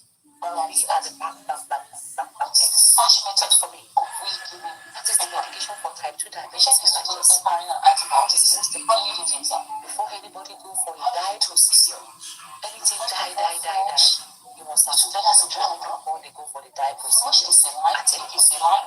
Because it's tempting acidosis, mixed with patient doesn't have acidosis. So what is the complication? If a patient is taking metformin and is going for diet procedure, mistakenly does not stop the we don't stop the metformin, patient will end up having acidosis. Cortisol. Why do we use cortisol in Cushing syndrome? That's for Cushing syndrome patient. You will see in the manual, it is swelling. Everything about them is going to be on the outside. The only 2 things in Cushing syndrome is low potassium and low calcium. Still doing exclusion on its own. This we are only talking about medications related to Cushing, which is the cortisol. Synthroid. There's the medication we use for hypothyroidism. When we start our major content, we talk about hypothyroidism. So now we are dealing with medications for this medication for hypothyroidism. So when they are taking that medication, what is most important? Contraceptives. They want to be taking the T3 and T medication for contraceptive synthroid. Who is taking it? Hypothyroidism. Especially at most of the time we're going to be checking the blood pressure at every point in time and they cannot stop it abruptly. Otherwise known as hypothyroidism. Hypothyroidism, that is the medication for hyperthyroidism. Hyperthyroidism. Because it's going to increase the T3 and T4 level. Always check the T4 level. Check them for infection. Always keep food and it can also cause and see everything is hyperthyroidism patient population at every point in time. So let's now get to endless access or epic. They say this, Tuberculin syringe. What is the highest capacity? We have to check. Anytime we want to go for employment, they tell us to go and take care to check. They want to know whether I'm with GTAN. They put it somewhere in 0.5 mil in the syringe. How many times do you have to reach drug label medication before you give the medication? 3 times to be on the good side. After we apply hydro, how many minutes do you have to press the inner canthus for the medication to go inside the eye? How do we give eardrops? It depends on the age. If the child is less than 3, we do DB, down and back. If that person in the case study is more than 3, more and back. It helps them to wait for a few minutes after applications so they don't to give you stand up because all the medications just be thrown away. MDI, which is the inhaler used by the asthmatic patients, we have to shake it as a surgery. Shake it so it can work as expected. Patient has to put their mouth around the hospital. That's expected. So MDI use a spacer in between them, and that is the corticosteroid MDI. There are 2 types of MDI. The one that has albuterol in it, the second one has a corticosteroid. Which one do you use first? You use the one that has albuterol first. That we do a bronchodilatation. Then you will now tell the patient to use the corticosteroid MDI. There are 2 of them. Why are we using a spacer in between? We don't want the corticosteroid to drop on the mouth directly because there's going to be an infection. So what education do you give after the corticosteroid MDI? Go and rinse your mouth. Rinse your mouth to make life easy at every point in time so they don't get infection. How do we store our suppository? Suppository is the medication that we put inside the vagina or we put in the rectum of the patient. We have the rectal suppository and we have the vagina suppository. 2 of them. We always put it in the refrigerator at every point. So patients will say, I want to keep it beside me. The room temperature in your room, it will alter the medication. It will become a liquid and we're going to lose it. And most of them are very expensive. And how do we apply it? We apply it beyond and anytime you want to apply suppository for vagina, there is always going to be an applicator connected to the medication. Never use your hand to put the suppository inside the vagina of the patient. Don't forget that we have to use an applicator. And all this will just be teaching. IM route.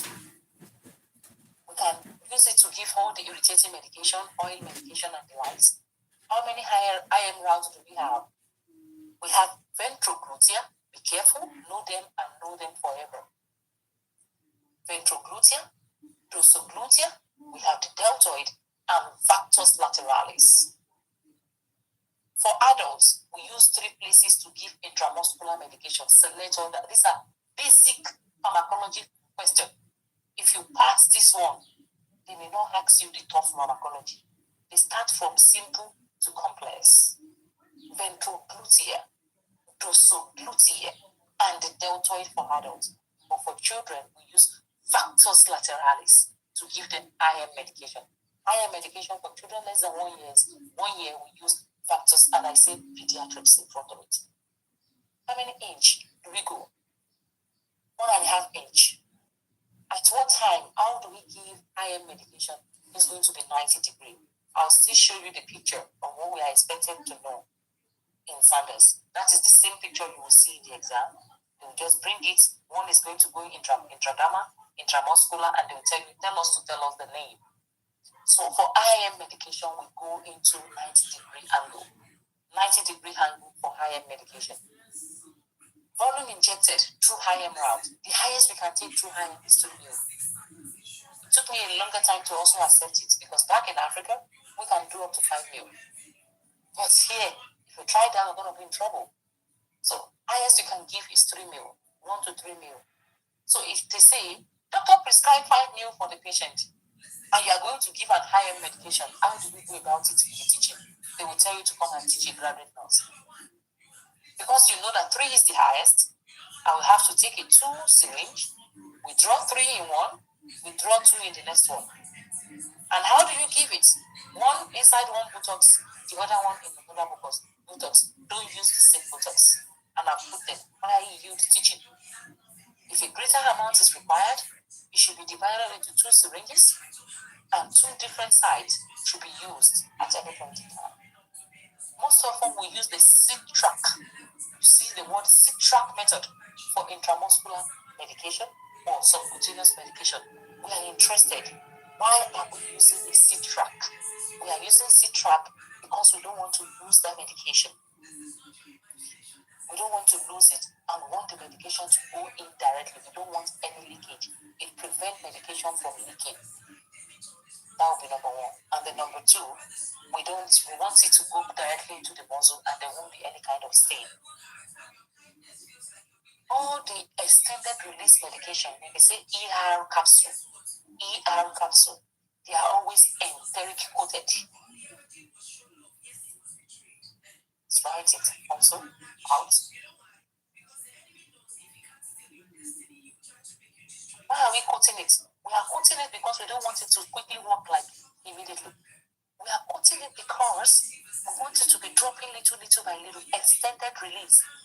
Don't do the work in 10 minutes. We want you to work at 40 minutes or 50 minutes. Another reason is that we don't want the hydrochloric acid of the stomach to destroy that medication. So they are going to cover it with what? A coat. Until it leaves the stomach and goes to the small intestine. And that is what is going to start its work. We don't want anything to alter it. So they will do enteric coated. So in the exam, when you see the word extended release, timed release, enteric coated, avoid CCC phenomenon. Never crush, never cut, never chew.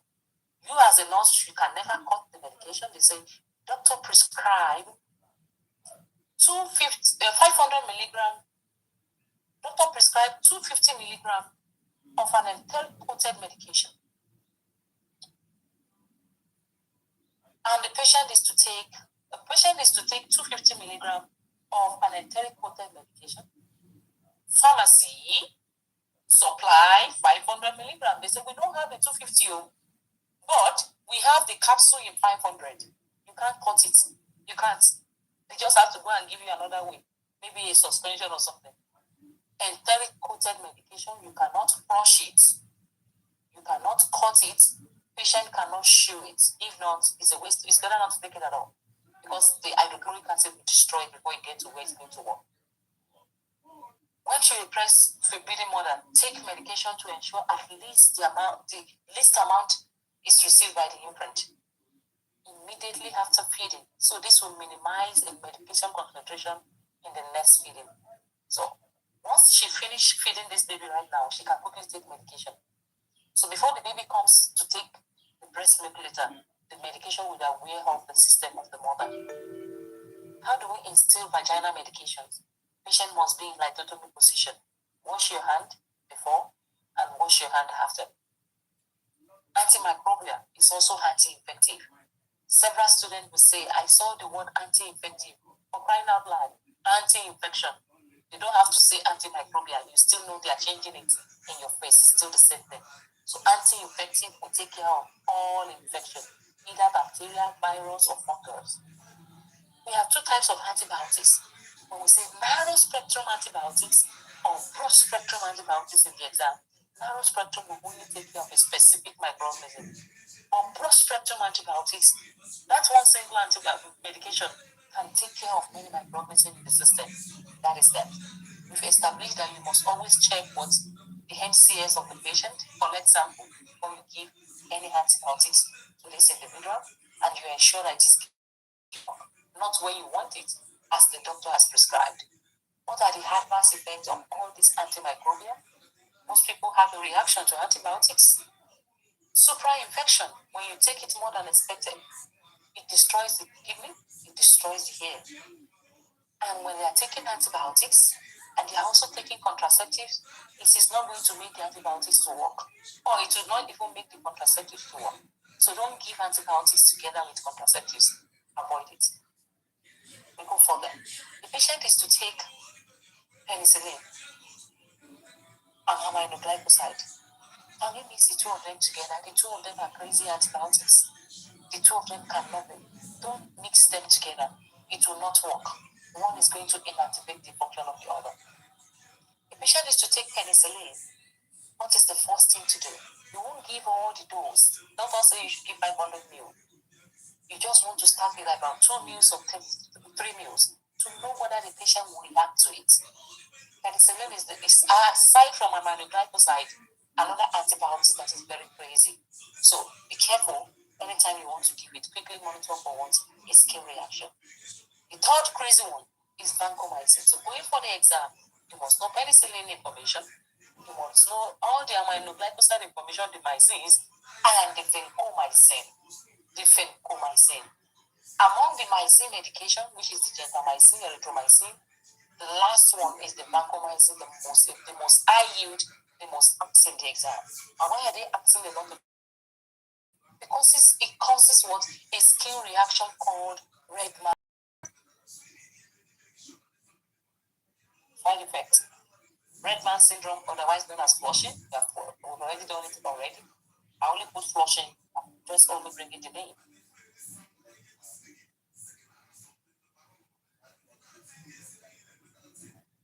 That is facial flushing. So when you say that the patient is flushing, you're going to stop it. Don't give the next dose. So once you give like this, 30 minutes later, you will see that the patient is going to be red. That is red man syndrome. And that's why we have to be checking the peak and the trough of a patient on vancomycin. I've told you, Cram did not the number when we started. I put the of the peak and I put the number of the trough. How do we check? The trough is checked 30 minutes before the next dose. So you do a TB and the peak is checked 2 hours or 1 to 2 hours after the last dose, PA. So trough is before, peak is after. That's what we need here. And I've said, always watch out for facial flushing, otherwise known as red man syndrome or vancomycin. Tetracycline. Children less than 8 years cannot take tetracycline. Why? It's going to make them to have a colored teeth. Their teeth is going to be yellow or brown. And that will be extremely permanent. They will have a permanent discoloration of their teeth. So, better not to take it at all when you're less than 8. Go further. Don't take tetracycline at night. It is going to cause ulcer, esophageal obstruction. Considering, so never take it at night. Very important. Which one do we take at night? We take statin at night. Medication for cholesterol, take it at night. Which one should you never take at night? Don't take tetracycline at night. All these are high use, important. Content and most often it's better to take it 1 hour or 2 hours after surgery. You have the deltoid and factors lateralis. It should not be given with food at the time you are eating. Just wait some hours apart or some hours before. So which one? If the cyclist is not given with food, we have 2 groups of cyclists that can be given with food. That is doxycycline and minocycline. But tetracycline itself never needs deltoid because it causes GI problem. Aminoglycoside, mycin, optotoxicity, nephrotoxicity, I don't think anyone is going to forget this. We're going to be checking the peaks and the troughs of this also. And peak is always what PA after infusion. At what time? Tuberculosis medications, we have evaluated with isoniazid, streptomycin, and so we start with isoniazid. Before you give it, always check the liver function test, check the kidney of the patient because they are strong antibiotics at any point in time. And we have said that you must always give it with vitamin B6. This is the third time I'm emphasizing this for isoniazid. Ethambutol. What are you going to be checking for ethambutol? The high problem of the patient. But don't forget the fact that it also causes demand, diarrhea, vomiting, anorexia, and the likes. We have overrated high problem, but another way they can hack it, ethambutol can also cause a GIT disturbance. The cycloprol. A cycloprol, it is one of the ARO, amantadine, and oseltamivir, the VAR, VIR. They are used to treat anything virus, anything viral problem. They're going to be used to treat it. Now, What you have to be checking when the patient is taking the antiviral medication, always check their neutrophil level, their virus, the white blood cell level most often. So if the level of the white blood cell is less than 500, when they are still on the VIR itself, we are going to stop it. The VIR medication and pregnancy, it's going to destroy the pregnancy because it's a strong antiviral medication. So shouldn't be given at any point in time. Males should be informed about sterility if they take it for a longer time. How do we give a cyclopram? We are going to pass it through an IV bolus over 1 hour or long. We are going to educate the patient. The moment you start having curing of your symptoms, it's better for them to express so we can stop it. Don't give it more than expected. Anytime you want to give a cyclopram as a cream, a topical cream, don't use it with your hand, direct hand, use a gloved hand. Any cream whatsoever, not even a cyclopram, any cream whatsoever, always use a gloved hand for the patient. Fluoroquinolones. The fluoroquinolones had the ciprofloxacin, the levodopa, the fluoxetine. What is the major thing about fluoroquinolones? It causes Achilles tendon rupture. Like about 3 Sundays like that, I kept bringing the questions about the ciprofloxacin, levodopa, and the like. Achilles tendon rupture most often. What are the other side effects that you will see?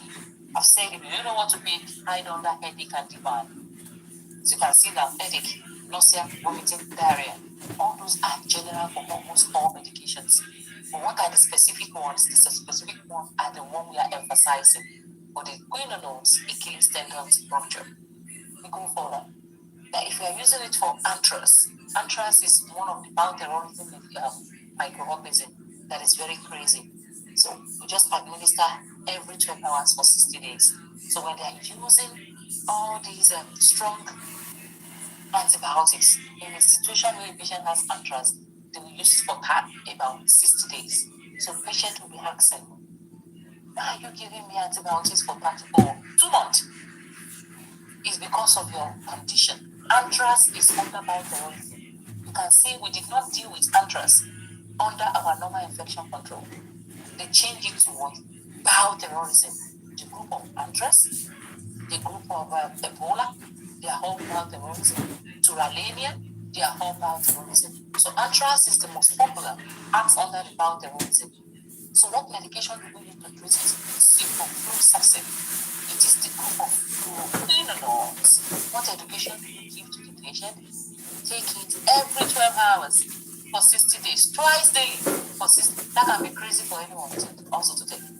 So any medication that will be more than 2 weeks, get ready to teach patient about it. Just like our rights, the one for tuberculosis. Some take it for 6 months, some take it for 9 months, and some take it for 1 year, 6 to 12 months. So it's going to be more than 2 weeks that they're going to ask us teaching about it. Antiprotozoa, flagyl. Flagyl is not an antibiotic, it's an antiprotozoal medication. It causes GIT disturbances. Patient will tell you I'm having a metallic taste when they are taking it. It causes urine discoloration most often. They are going to be worried. I'm taking flagyl. Why is my urine dark or yellow or reddish orange? Educate the patient. It is the flagyl. When you stop it, then the patient will not have the side effect again. Antifungal medications are the amphotericin B or the group of amphotericin.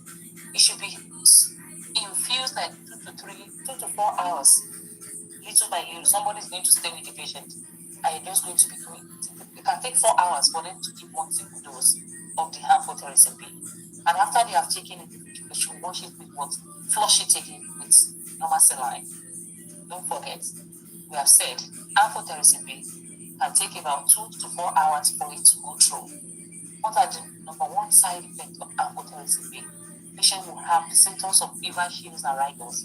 So in advance, what are you going to treat the patient with?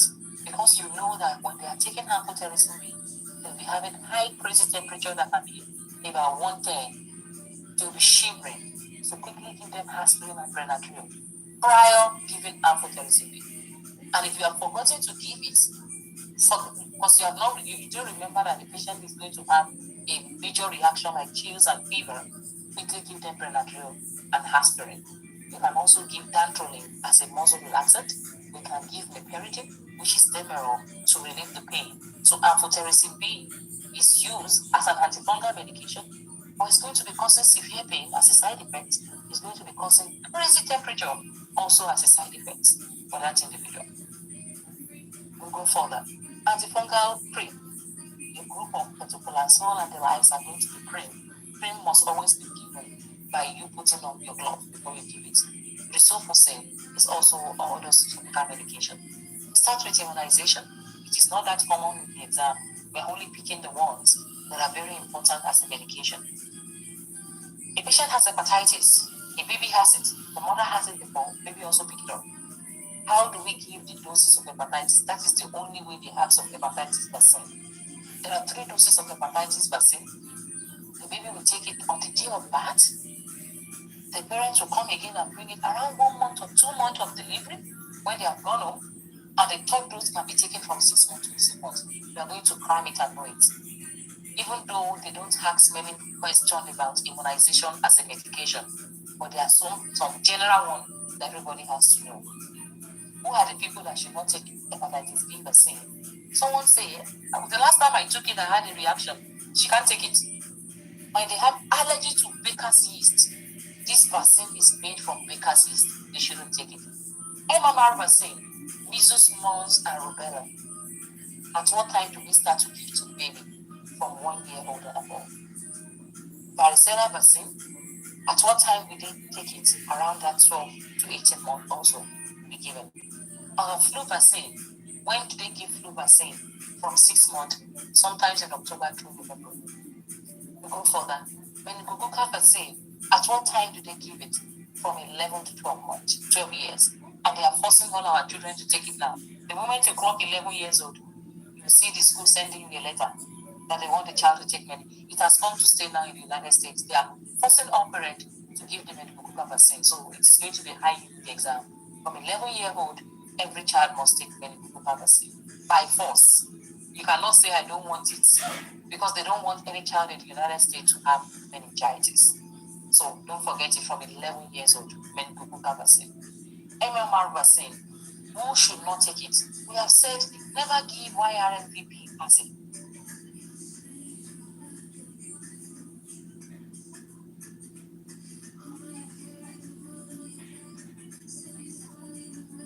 That's our formula. Never give FYRMVP vaccine. What is FYRMVP? These are the vaccine that should not be given to some people. Flu vaccine, flu nasal vaccine. There are two flu. There's a flu vaccine that we take around that October. That will be one they give us in the deltoid. We have a flu vaccine that goes into the nose. That one is a live vaccine. So flu nasal vaccine should not be given to some people. We will now list those people again.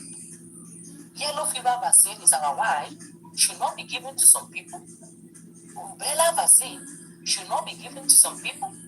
Mumps vaccine should not be given to some people. Measles vaccine should not be given to some people. Varicella vaccine should not be given to some people. Polio vaccine should not be given to some people. The R is R raised to power 2, rotavirus vaccine. So how many of them? 1, 2, 3, 4, 5, 6, 7, 8. You must know these 8 vaccines. We call them live vaccines. So we're going to write it out. I know we have it somewhere else in our content. So that's why I'm not writing. We'll put it well organized in another document.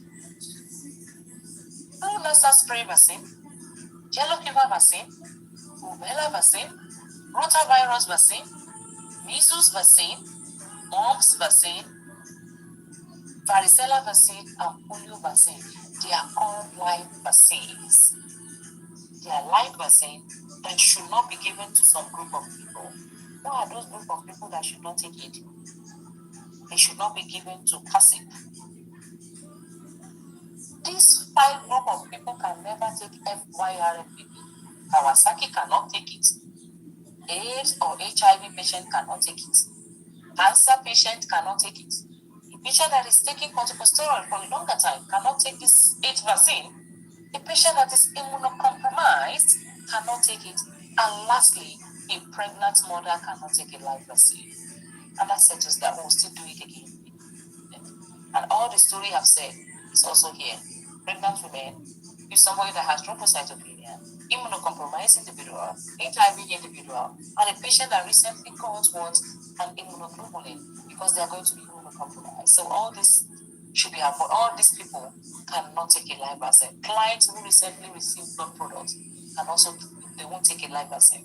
So I'm hiding this as part of what we have established. A patient that just took immunoglobulin can also not take live vaccine. So let's add it. Passive and patient that just took blood and a patient that just took immunoglobulin. So how do we organize our new formula? So you now see reason why nobody should sit on necklace. If you don't do it this month and you want to do necklace by January, from September to December, a lot of things would have changed. So you now go to the exam in January and February, it's not like, oh, what's going on? What I read is not what they're asking. They have improved a lot of things in that 5 months before we get there. So now, we are used to CASI. I'm adding 2 things more now. Somebody that just took a blood product, that just got transfused, cannot take a live vaccine. And someone that just took immunoglobulin is a treatment medication or it's a treatment vaccine, can also not take a live vaccine already. Passive BI, a blood product, and immunocompromised, and someone that just took immunoglobulin. DTaP, these are the tetanus, diphtheria, and pertussis medication vaccine. The 3 of them are coming together. In Africa, we call it DPT. DPT is what we call it in Africa: diphtheria, pertussis, and DPT, and polio or something. So it's always coming together as a single medication: diphtheria, pertussis, and tetanus. Okay. So let's write down what to be used to know. It is 3 vaccines in 1 vial. We put the 3 of them together: diphtheria vaccine, pertussis vaccine, and tetanus vaccine. So the 3 of them are placed together as a vaccine. So who cannot take DPT vaccine or DTaP vaccine? The baby is febrile. The baby has high temperature. That's an infection. They cannot take vaccine. This baby just have encephalopathy. They cannot take. They have to be careful not to take it. Or there's occurrence of seizure. The last time I took it, I had a seizure. The baby was seizing, then they cannot take it. If you have hypersensitivity reaction to egg, can you get influenza vaccine? No. Flu vaccine is made from egg, so they cannot take it if they are sensitive to egg. Immunoglobulin vaccine, I've just said, it's a treatment medication. It's a treatment vaccine. We just give it 1 time and 1 time. So what it does is to stimulate more production of antibodies for that individual, and that's why we give it in what Kawasaki. That's the reason why we give it Kawasaki. Immunoglobulin is given when somebody has an exposure to measles, there's an exposure to hepatitis B, and that's why when we want to treat hepatitis, what do? We give immunoglobulin as a single dose, and patient will now take the 3 doses of hepatitis B vaccine. Interferon or interleukin. The interleukin or interferon, they are also working like a cancer medication. They break down all the cancer cells. Basically, someone has leukemia, they have breast cancer, they can use interleukin 1, interleukin 2, or we can call it interferon. Interferon. How do we store it? It's always stored in the refrigerator. It must always be refrigerated.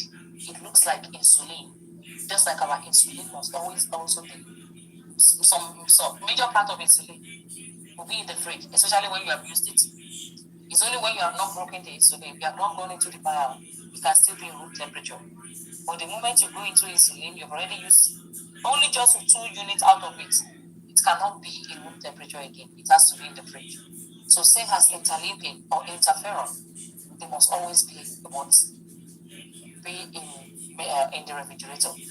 Now, if you take it out from the refrigerator to give, you can give it directly to the patient like that. No, you allow it to stay in the floor or in your medication room until it changes to room temperature. Then you can now give to the patient as expected. Immunosuppressant, it can work as immunosuppressant, it can also work as cancer medication. They don't go outside all these popular names. Cyclosporine, prednisolone, Humor, all these are just immunosuppressants. They can also work as cancer medication. Another group of antiviral medication is the retroviral medication, the sidofudine. Sidofudine is the highest one we use for HIV most often. Pregnant mother, we always want them to avoid the antihistamine. Antihistamine is like a Benadryl. It's a downer. It can also make the respiratory of the baby to go down. So avoid Benadryl or antihistamine in pregnancy. Chemo medications, they are almost the same as the one we just finished. The cytokine, the methotrexate, they will destroy the cancer. What are the side effects of chemo medication? Use the same Dagman MC that we have established. Bone marrow suppression, GIT disturbance, alopecia, the hair is going to peel off, mucositis, I've said it, and it's going to destroy all the cells in the body. And that's why when they are on this cancer medication as a man, they will tell the man to do a sperm banking. The moment they start taking chemo, it will destroy all their sperm. They cannot make babies again. So what do we do in advance? Few weeks before chemo, they will take all the sperm in the man and go and freeze it somewhere. They just do a sperm freezing. When they freeze it, and she start taking cancer medication, it doesn't have to be bothered. The moment the wife is ready to get to the liver, we'll just go to where we keep the sperm, go and take the sperm there, and do what? It's artificial insemination. You just take the man's sperm and put it inside the woman. And she's going to be fine. So this life, the way medicine is going now, I see no reason why anybody is going to be infertile again. There's no longer infertility. God has given us the brain. He's helping us every day. He's giving us the knowledge we need to do, to know, to help ourselves out of infertility. So somebody has cancer, you don't have to be bothered. Take all the sperm, freeze it, and the patient can take their cancer medication. So don't forget, the way I've expressed it, cancer medication will destroy the sperm of the man. And what have I emphasized? We have all overrated our Dagman MC. We need to know that the cancer medication causes what? Tumor lysis syndrome. Tumor lysis syndrome. The cancer cells, as the medication is breaking down the cancer, the cells will be releasing uric acid in an attempt to revolve. Okay, we really want to destroy this human being. For you, this cyclosporine, you don't want us to destroy this person's breast, right? We really want to destroy the breast of this person, but you don't want us to destroy it because you are the medication. In an attempt for them to revolve, they will now be releasing a lot of uric acid. So, as you are treating a patient for cancer, get ready to manage tumor lysis syndrome. There will be excessive production of uric acid from the cancer treatment, high uric acid level. And that is the reason why all patients taking chemo, you always see them taking allopurinol. Allopurinol is anti-gout medication. The uric acid will be more in the body as a side effect of cancer medication called tumor lysis syndrome. There will be high level of uric acid. That individual, the patient's potassium is going to be high. The patient phosphorus is going to be high. The only thing that will be low in that individual is calcium. That is tumor lysis syndrome. IKUP and low C. We still have a content that we're going to do with that. IKUP.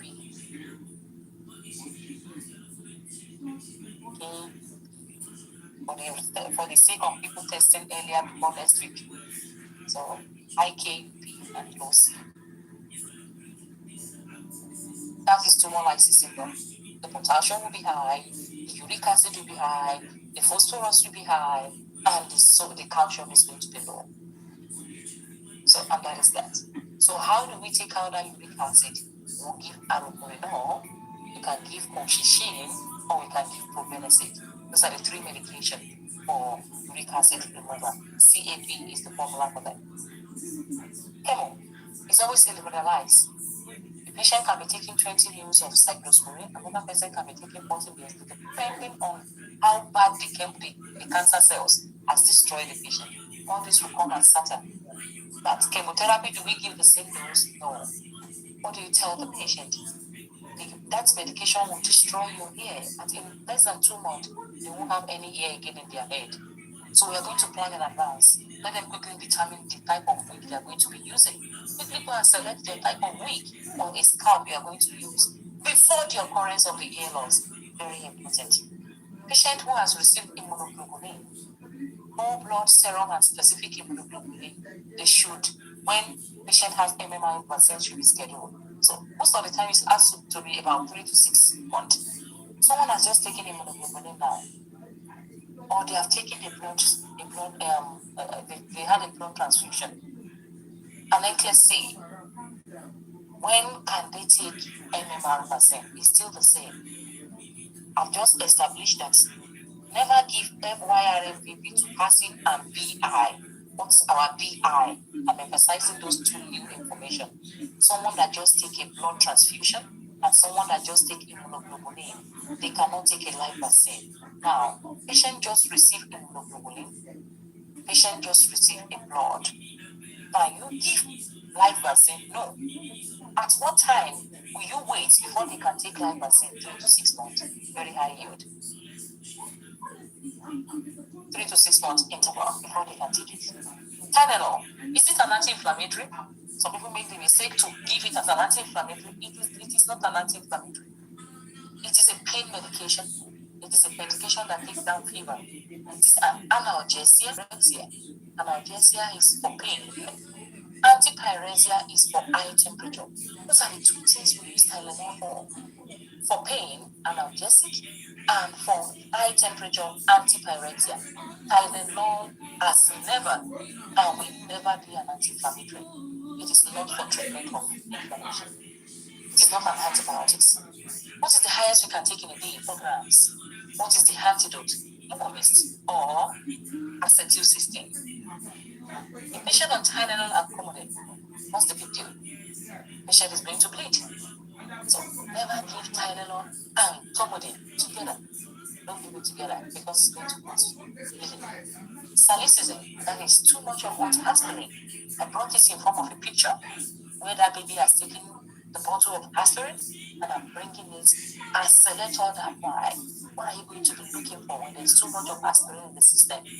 It's bringing it in here, it will destroy the spleen now, the swelling, respiratory alkalosis, which is hyperventilation, and when should aspirin be stopped before you schedule surgery? Patient will be going for mastectomy, hysterectomy, they are going for a major surgery, and they have been taking aspirin. What education do you give to them? If you are going to do your surgery next week, stop aspirin 1 week before, 5 to 7 days before, you should stop it. Aspirin will cause GIT problem. It will cause ulcer. How do you give aspirin? Take it with water, take it with milk, take it with food. Most often because of the gastric discomfort. Morphine, those are the opioid medication. Another one is fentanyl, oxycodone, oxycontin. All of them are high yield for the exam. What pain do we use it for? Moderate to severe pain. Nobody give oxycodone, Demerol for pain of 2, pain of 1, pain of 3. Where do we start? Moderate, from 6 and above. The pain is crazy. Then you can use all this group for a severe pain. First thing you want to check when the patient is on all this morphine or respiratory medication, always check on this pain medication, check the patient respiratory system. If it is less than 12, what is our normal respiratory? 12 to 20. The patient is to take fentanyl, Demerol, oxycodone, oxycontin. As long as it's an opioid, check the respiratory system of the patient before you do anything.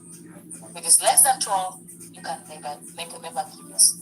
Opioid works like a CNS depressant. It will make everything to go down.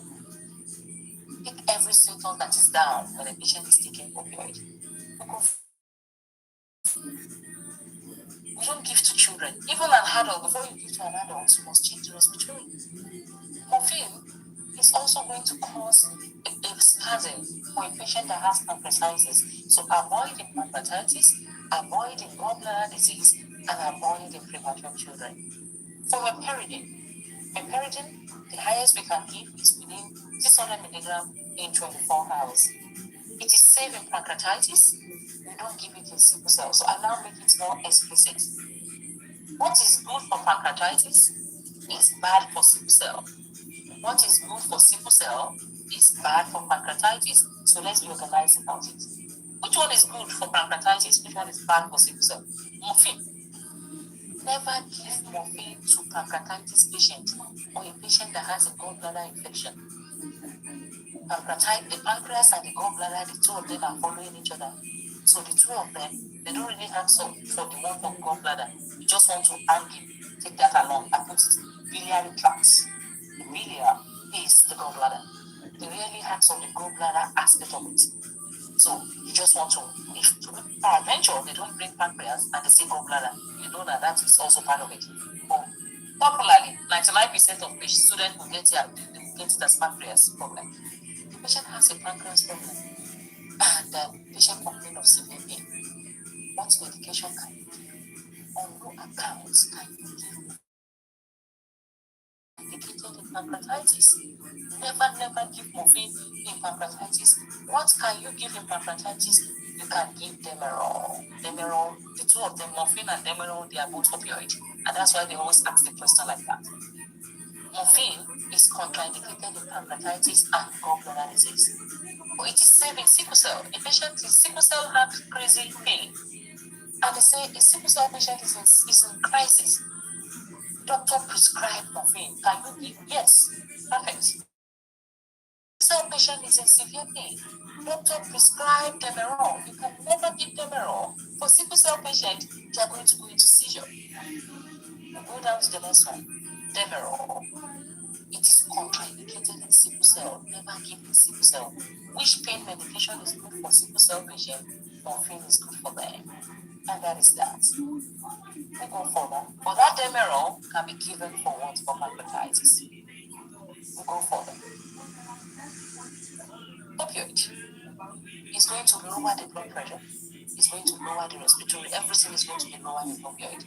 So what do you place beside the patient when the patient is taking opioid? There must be resuscitative equipment in case anything goes bad, and we must always have a backup, which is our naloxone. In case something goes bad, we will do. How do we give pain medication to a cancer patient? It must always be around the clock. We cannot say maybe or maybe not. Cancer patient will die anyway. Then unless miracle comes in, why do we have to deny them of pain medication? So at every point in time, in your selected line or in your teaching, we can never deny cancer patients of pain medication. They will always be taking the pain medication around the clock. Have it in mind, fentanyl is the most crazy of all opioids. It is 100 times more potent than morphine. Abstinence syndrome. Many students have gotten this in the exam. If they say alcohol withdrawal symptoms, or they say alcohol abstinence, everybody will quickly know it. They just say abstinence syndrome. It's still what you know. Abstinence means I don't have it again in my system. It's absent in my system, and I need it more. It's withdrawal symptoms. What are you going to be looking for in withdrawal syndrome? Alcohol and opioid are the two that they ask in the exam. If anybody say NCLEX is asking fentanyl syndrome, Demerol syndrome, is a lie. These are the two they ask. Alcohol withdrawal symptoms, opioid withdrawal symptoms. The two of them are downers. The two of them are downers. When I have downer in my system, I go down. Now they say I am withdrawing. Withdrawing means I don't have that thing in my system again. If I don't have alcohol in my system, and I don't have opioid in my system, what are the signs and symptoms you will look for? Everything that is high. Cramping, hypertension, vomiting, restlessness, nausea, everything must be crazy because patient is craving for it. Look at it that way. I'm used to taking alcohol. I don't have it again in my system. I'll look for every way to get that alcohol. Patient will be restless, they'll be agitated, they'll be having tachycardia, diaphoresis, everything in alcohol withdrawal, whether opioid or alcohol, you will always pick signs and symptoms that is on the high side. What do you give to counter opioid? That is, a patient that is having that problem, you just give them that card most often at any point in time. So treat opioid overdose. When they take too much of it, what do we give? When they take too much of opioid, we give them NACA. And don't forget that opioid is a downer. It will make the respiratory to go down most often in that individual. But when they are withdrawing from it, you'll be looking for what something's on the high side. Overdose is respiratory depression. That is overdose.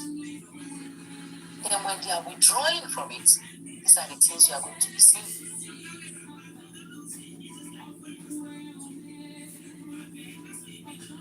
This is for the withdrawal. Signs and symptoms will not be on the outside. Opioid overdose, everything will go down. Abstinence syndrome, that is they are withdrawing, everything will go up. How do you administer NACAN? NACAN is either IV, IM, or subcutaneous. Nobody give NACAN as oral. Very high yield. NACAN, because patient is dying. Why do we give NACAN? There's a respiratory depression already. Opioid is too much in the system, everything is down. Patient is as good as dead. If you give NACAN that will wake the patient up as oral, patient will die because the oral will take a longer time before it works. Before it goes through the mouth, the esophagus, the stomach, half of the medication would have been destroyed by the hydrochloric acid. So we have not treated the patient. That's the reason.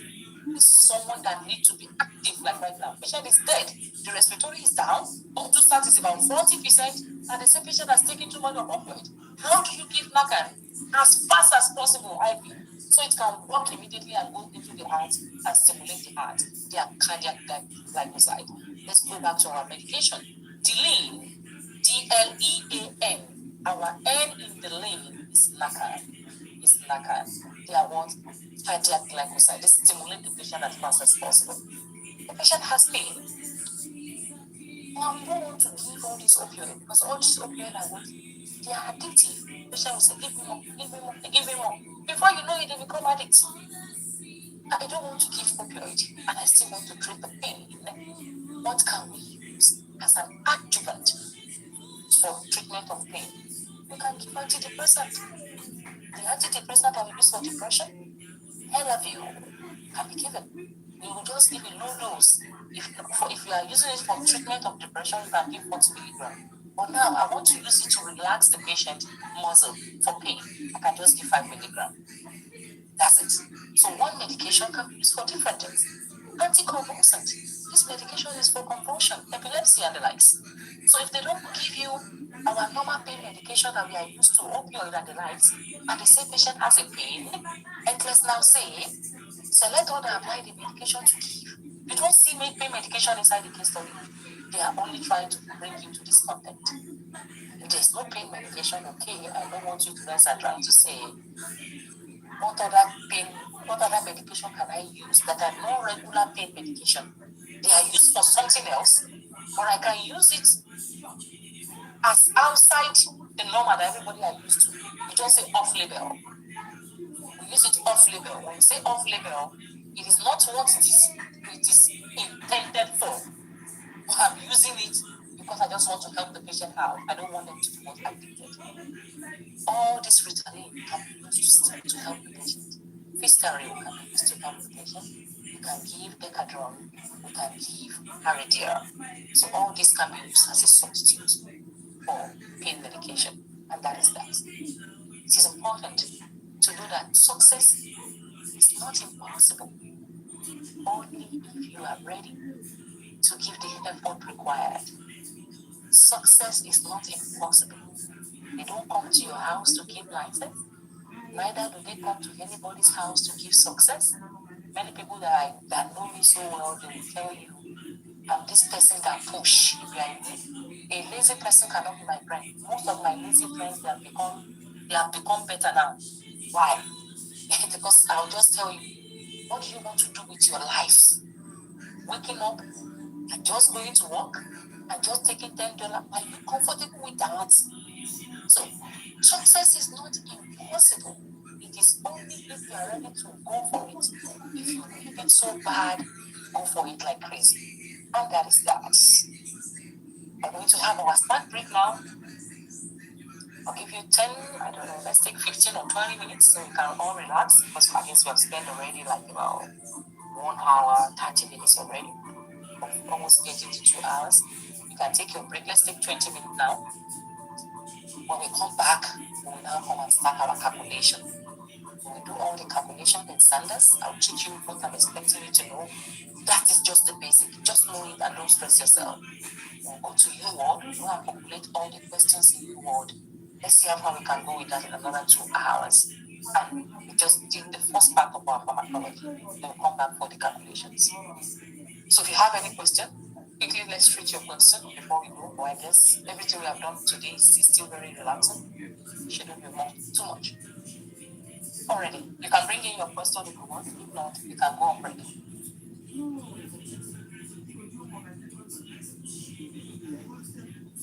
Break. Okay. I think we'll go on break and we can come back and ask our questions. Okay, that's fine.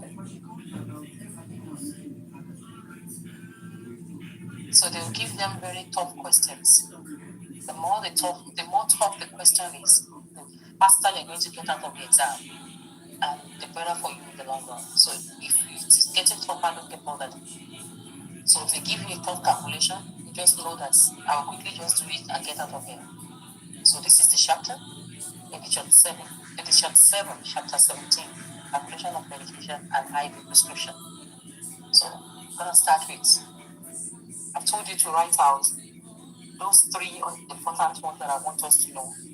But the 1,000 milligram is 100 mcg. Or maybe I should just go back there.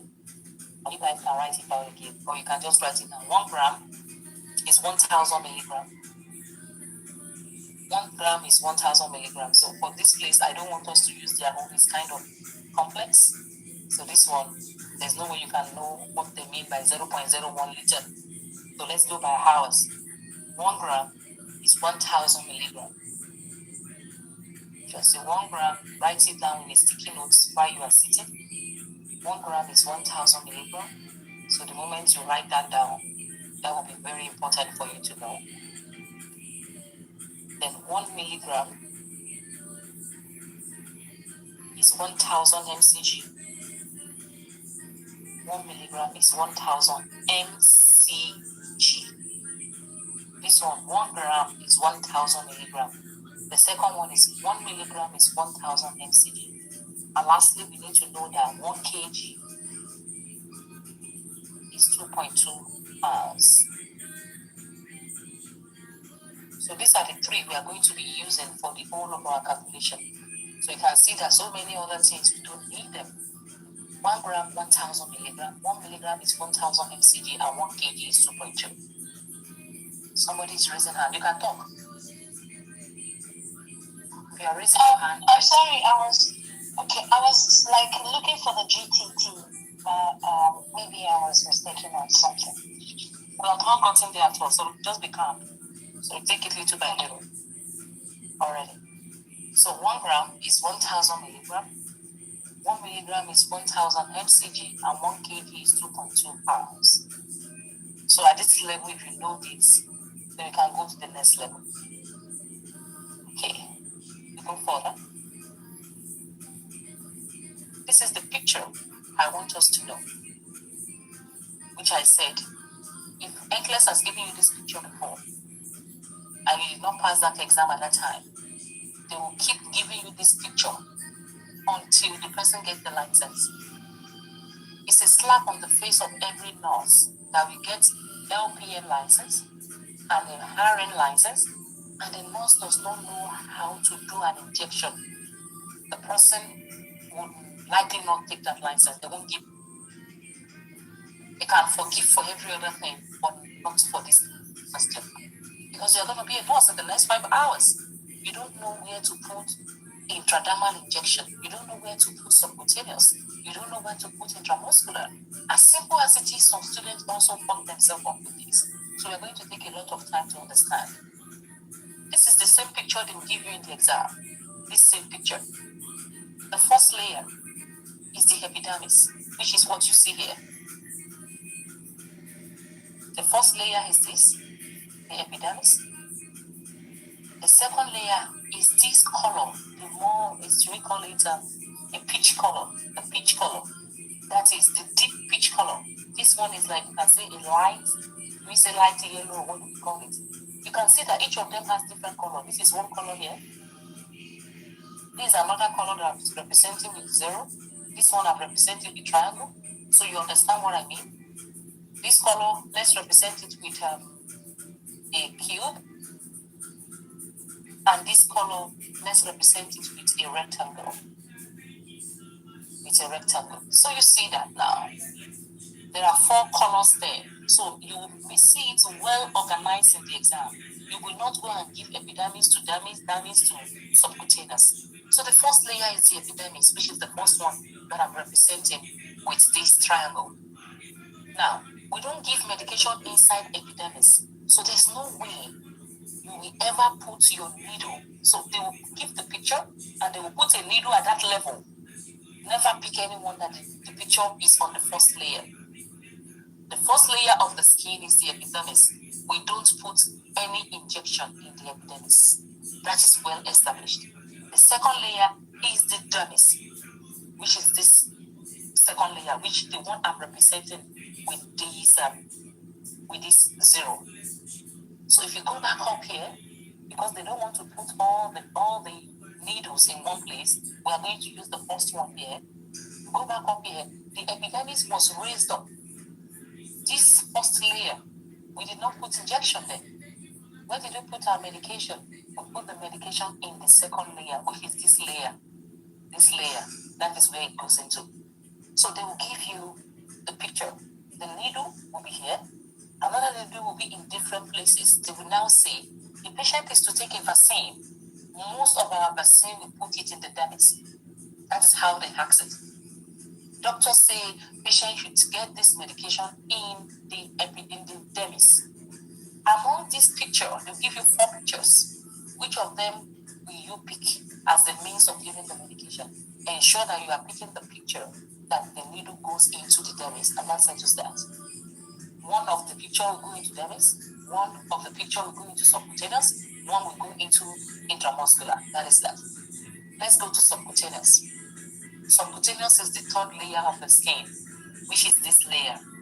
It can also get into the white part. Our white part of our skin is the subcutaneous. It can get here, they can make it to go down into this place where we have the fats.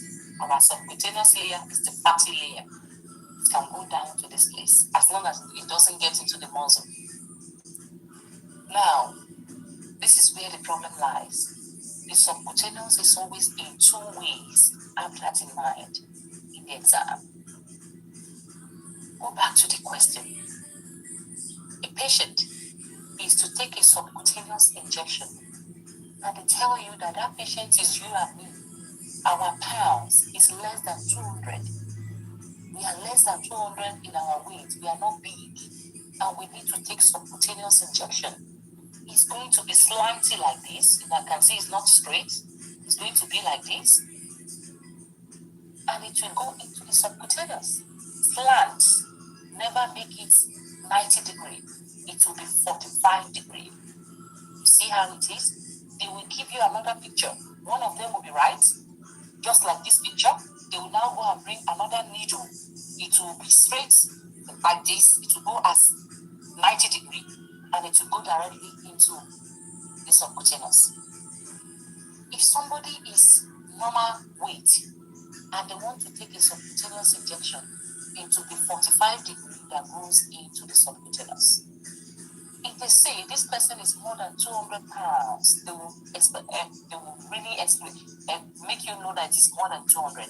But they can say the patient is obese, the patient is overweight, and we still have to do a subcutaneous. The subcutaneous for people like that will be 90 degrees into the subcutaneous. Why are we doing 90 degree? You must pinch it down because the fat is too much. If you don't pinch it down, medication will not go in. So 200 pounds and above, and they are doing subcutaneous, it will be 90 degree into the subcutaneous. Less than 200 pounds, normal individual, they are doing subcutaneous, it will be 45 degrees, slant the needle, and let it go into subcutaneous. The last one is intramuscular. Which one is intramuscular? Intramuscular will be 90 degrees that will go down into the muscle. You see, 90 into the muscle. The muscle is the final layer. 90 degree into the muscle. So people make mistake of subcutaneous of 90. They make mistake of intramuscular of 90. Standardly, it is intramuscular that has 90. 90 goes straight, it goes into the muscle. Why are we sharing intramuscular information with subcutaneous? Subcutaneous at every point in time must be 45, and it goes into subcutaneous. It's going to be slant. But we now have a caveat. In subcutaneous, for someone that is extremely big, cannot be slant. It is going to be looking like 90 of intramuscular, or it is going to be settling or staying at their own subcutaneous tissue. And that is how they are going to access it. Intradermal will be 10 to 15 degree. Subcutaneous, we have two subcutaneous. You can now take a plain place and go and write it down somewhere. We just take a plain place. We just say intradermal is 10 to 15. If I have just right here, for me, I'll just quickly write it down in a sticky note or in my jotter as I'm sitting, and I won't have to stress. If you're posting 3 times a day, then listen up. Arrows. There are 2 types of subcutaneous. Subcutaneous of 45 degree for somebody that has a normal weight. Subcutaneous of 90 degree for someone that is obese or overweight. And lastly, we will now go to our intramuscular, which is always going to be 90 degree. So how many do we have? 1, 2, 3, 4. Nothing outside this form in the whole of the exam. So take your time. The picture will come like this. You can see intradermal is slant, 10 to 15. Subcutaneous is slant, 45 is subcutaneous tissue. But we have a caveat for subcutaneous. It's going to be straight for 90 degrees, but it goes into the subcutaneous for someone that is big. Then we have intramuscular that goes down into the muscle, 90 degrees, well established. That's all we have on this level. If you have any question you ask, there's no question I move forward. I'm trying to do it for I have a question. The first one you said the 10 to 15, I just want to get it right. So this arrow between intradermal and subcutaneous, it's going to be like, it's going to be the line, like right there, right? Yeah, you will see. Yes, you will see the difference. The color of what they are going to be presenting to you, you will know that the first layer will have a different color. The second layer will have a different color. The third layer will have a different color. And the fourth layer will have a different color. You will definitely see it. Just like this. What we have right now are different colors. The first one, let's say it is yellow. You can see that it's different color. The second layer is a deep pink. The third layer is a light pink. The third layer is the light pink, and the fourth layer is a deep brown. It's a deep brown. So the colors will determine each of the layers. It will be so gallant in the exam, you can't miss it. And that's why they frown. As students that does not pass a question like this, very easy to pass, but people don't still get it. So exactly the same way they are going to bring it, unless they want to change the color for you, but it's still going to be the same way. Which ones frustrate students? It is the subcutaneous. Everybody knows that subcutaneous is 45. But when they tighten up the question a little bit, they will make you know that the patient is on the high side. They will let you know that the patient is morbidly obese. The patient is overweight, 350 pounds, and the patient is to take heparin. Heparin is always going to go in subcutaneous. Patient is going to take insulin. Insulin will go into subcutaneous. How do you give it? They will now give you 4 pictures. They will make one of them to be like intradermal. They will make another second picture. Your option B will be subcutaneous 45. Option 3 will be subcutaneous 90. And the last picture will be intramuscular 90. They will now tell you, with this 4 picture, where do you put the injection? Which of these procedure will you go for? You just have to go for subcutaneous 90. And look at it very well. Subcutaneous 90 is ending at the top layer. And I've established that they can make it go down into the fatty tissue. It is still subcutaneous. Subcutaneous, you can see it can be slight, it's that light pink area. It is also where we have the fat. That's still subcutaneous. So they can make it longer to get to the fat. It's still the same answer. They can make it longer to just stay on top of the subcutaneous without the fat. It's still the same answer. But you're going to know muscle is different. Muscle is the final layer. And it's going to be drawn in a muscle way. Our muscle is always looking like our plank. All these our tables that we use at home. Those nice Manzonia tables. That is how the muscle looks like. So you can't mix that at all. So intramuscular will always be straight line and it goes into the muscle. And that settles them. So if you understand this, we can now go to the next one, the previous question that the other person asked, which is the GTT. So I like to do from mild to moderate, from moderate to severe, so you don't get so disconnected from the graph. So the next method of Haxen calculation question is either the Haxen the volume over time question. There are 3 of them. I want you to take your pen and paper. The first one is when they are only asking you volume over time. As simple as that, they give you a volume in the question, they give you a time in the question, you populate it to tell us the answer and you give the place. That is the first one. The second one is they ask you volume over times GTT. They make it more tougher than the number 1. If you pass this one, they will now bring another one. Volume over times GTT. They give you a volume in the case study, you have a time in it, and they are going to give you a drop factor. So people that run away from drop factor question, they say, why are you stressing yourself? Nobody in the exam will tell you to go and be looking for drop factor. They will definitely give you the drop factor in the question. 3 drop factor will be asked in the exam. It's always drop in the question. It's either they give you 10, 15, or 20.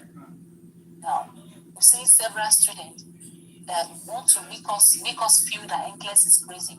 They will now say, hi, Dr. Kenny, in my own exam, NCLEX gave me drop factor of 12. I'll just say, thank you, ma. I know you are lying. In my own exam, NCLEX gave me drop factor of 18. I'll just say, thank you, ma. It's allowed.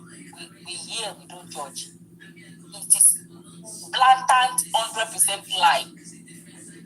They will never give you anything outside a drop factor of 10, 15, and 20. It will be in the question. A patient is to take 500 ml of a medication to run for 30 minutes with the drop factor of 10. Everything is there for you. Volume 500, time 30 minutes, drop factor 10. Multiply it and leave the place. As simple as that. So they always make students feel that GTT question is a big deal. It's not a big deal. The GTT will be in the particular question they give you. They will put it inside. And the last one that people run away from is the desired of available quantity. The desired is what the doctor prescribed. They will tell you, doctor prescribed this medication. That is your prescribed or desired.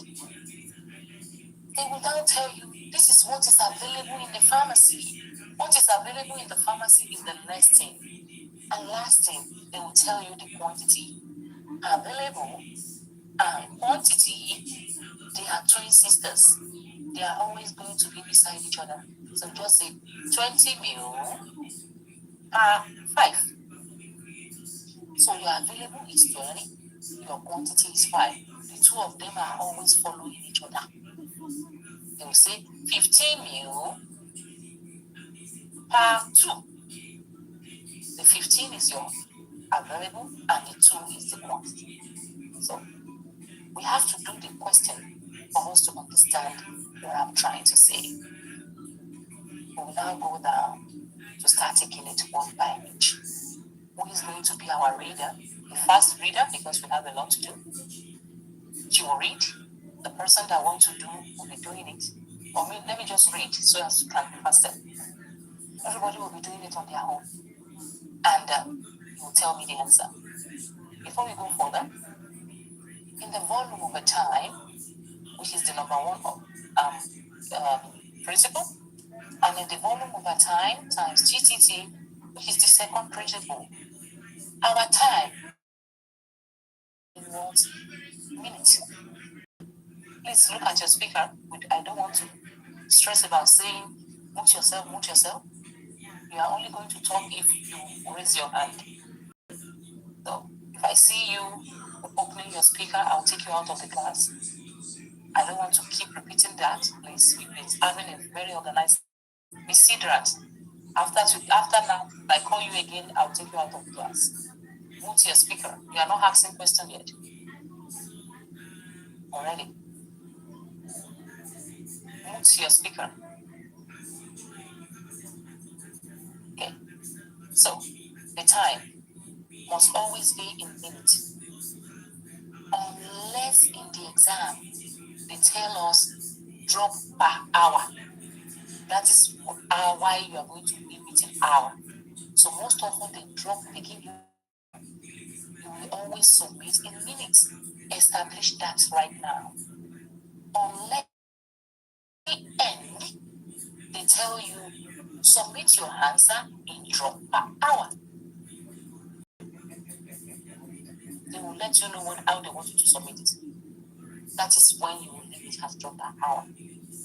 Another thing we need to establish is in the whole of calculation question, your last sentence matters a lot.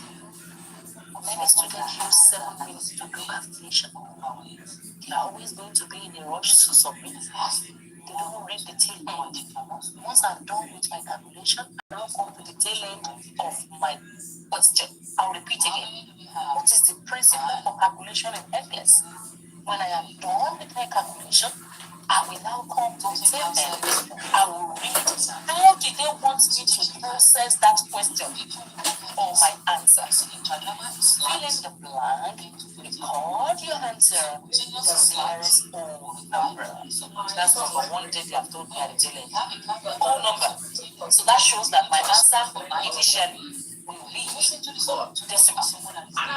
They want me to submit the whole number. If you don't have the tail end of calculation question, somebody might use 10 minutes to calculate and I don't know 1%. Because you just go and type not reading the whole. That's number 1. They want you to submit in the blank. This is a blank space. I read the tail end of the blank also. I say draw possibility. What you are doing from here is hour. Say submit, draw possibility. One thing is to be so calm to do the calculation. Another thing is to have it in mind. The principle of calculation, never get to the tail end before I submit it away. So that is that. Then I'll take source. Selected. I'm going to change decimal to whole number. How do we change whole number to decimal? So parametric. Already, if we have 3.6 and they tell us to submit this 3.6 is in a whole number, who will tell us what the answer is going to be? 3.64. Good job. Now, we have decided to get 3.52.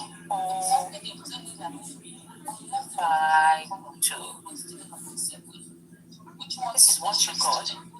And the answer says submit your answer in 1 decimal place.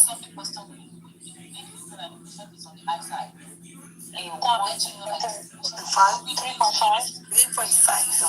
3.5. 3.5. So when we say one decimal place, always have it in mind that I need only one number after my decimal. Now we are not doing in the nearest things. I don't want us to bring that to this platform. In the nearest things, that is the way we ask them in the school of nursing, at the level of nursing school. But at NCLES don't ask you in the nearest things. So if anybody is here that will talk that way, you want to drop that for NCLES. That is for school of nursing. At the level of NCLES, they only ask us one decimal place, two decimal place, three decimal places, only for the exam. So in one decimal place, only one number after your decimal. Okay. These 3, 4, 5, 2. I want you to tell me what will be my answer when we say two decimal places. 3.45. And that's it. Two numbers after your decimal. Two numbers after your decimal. Two decimal places. Two numbers after your decimal. What's wrong? Three decimal places. Same. 3.452. 3.452. Job 3.452. And settles that case. NCLES is not as bad as the people are presenting. If the only issue we have is that people don't want to go to this line. They want to pass NCLES.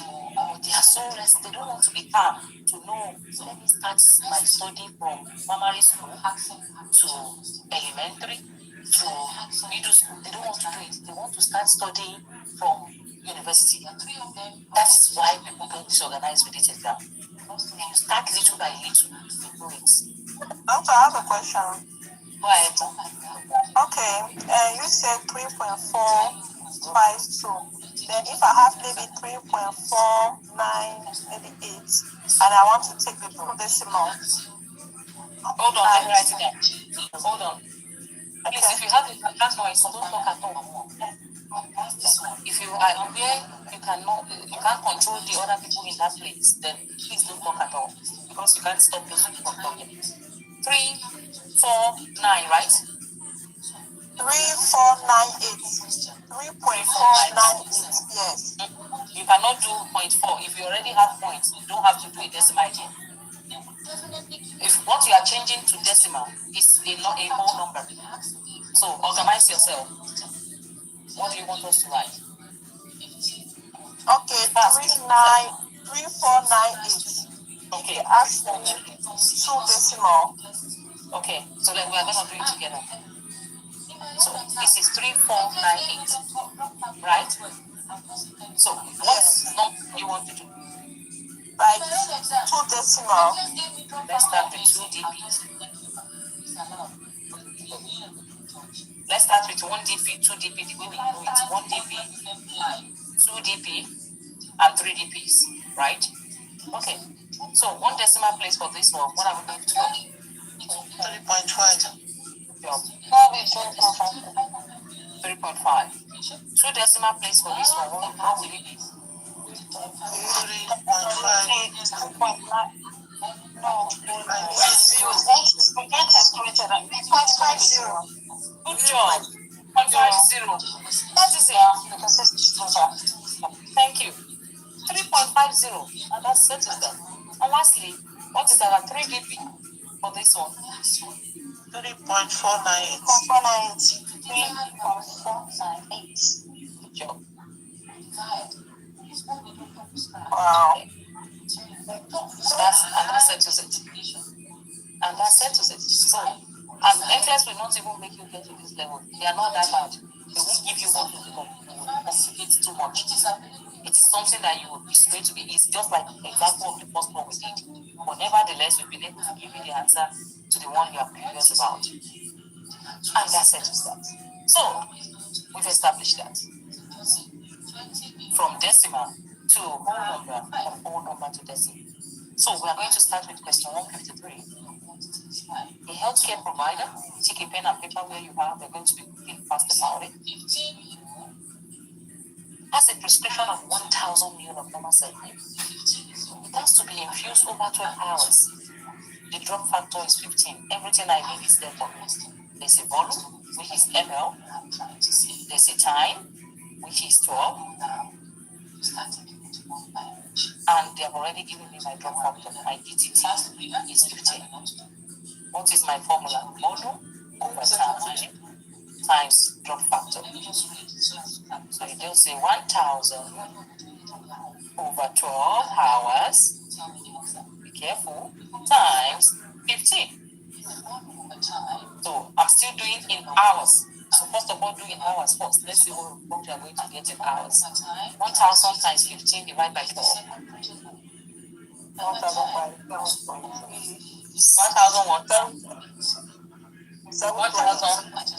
no, let's do this step by step. 250. No, 1,000 times 15 divided by 12. Who's going to give us the answer to that? 251. 1,250. Yes, ma'am. Okay. 1,250. Sure. Yes, ma'am. You said 1,000. Yes, ma'am. Yes, ma'am. That's correct. Okay. 50. Okay. So this is where it lies. Some students at this level, they will just go. They will say, "I'm done." They will just go and put 1,250 here and submit. She has failed because of what? Lack of patience. What is the rule? I want to come and submit what they want me to do. Record in the minute, submit in drop per minute. What I already have here is hour. How many minutes make 1 hour?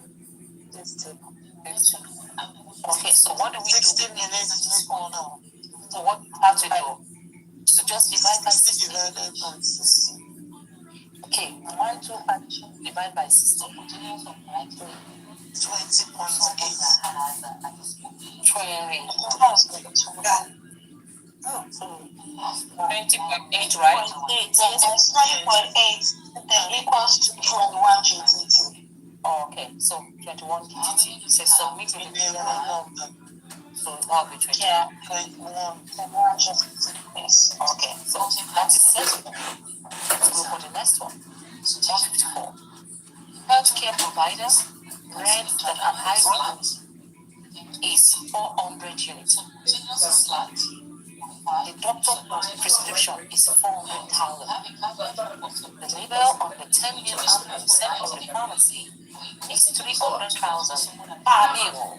When you see the word slash, that means this is the available, this is the quantity. Two of them are always together. So, what formula are we going to use in this one? Is it a GTT formula or the DAQ formula? DAQ formula. Yeah, DAQ formula. What is our desire? The desire is what the doctor prescribed. At every point in time, the desire is on the planet. Doctor prescribed, okay, 400,000. What is our available?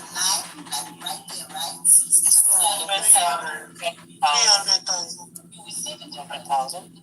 And what is our one? Good.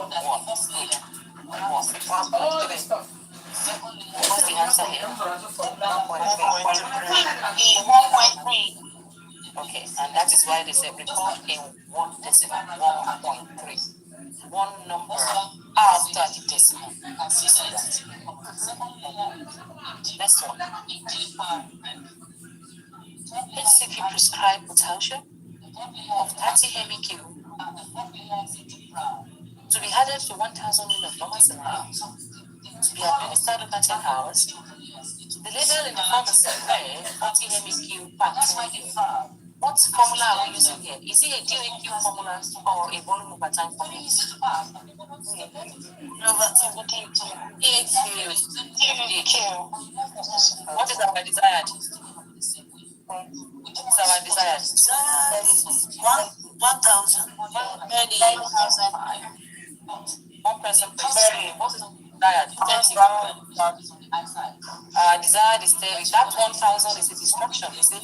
30 minutes, 30 MEQ to be added to a blood, to a fluid. So this one we don't need it. Okay. Another way to look at it is desired and available, they will always be having the same quantities. MEQ, another testing strategy. Okay, to get it. So desired is 30. What is our available?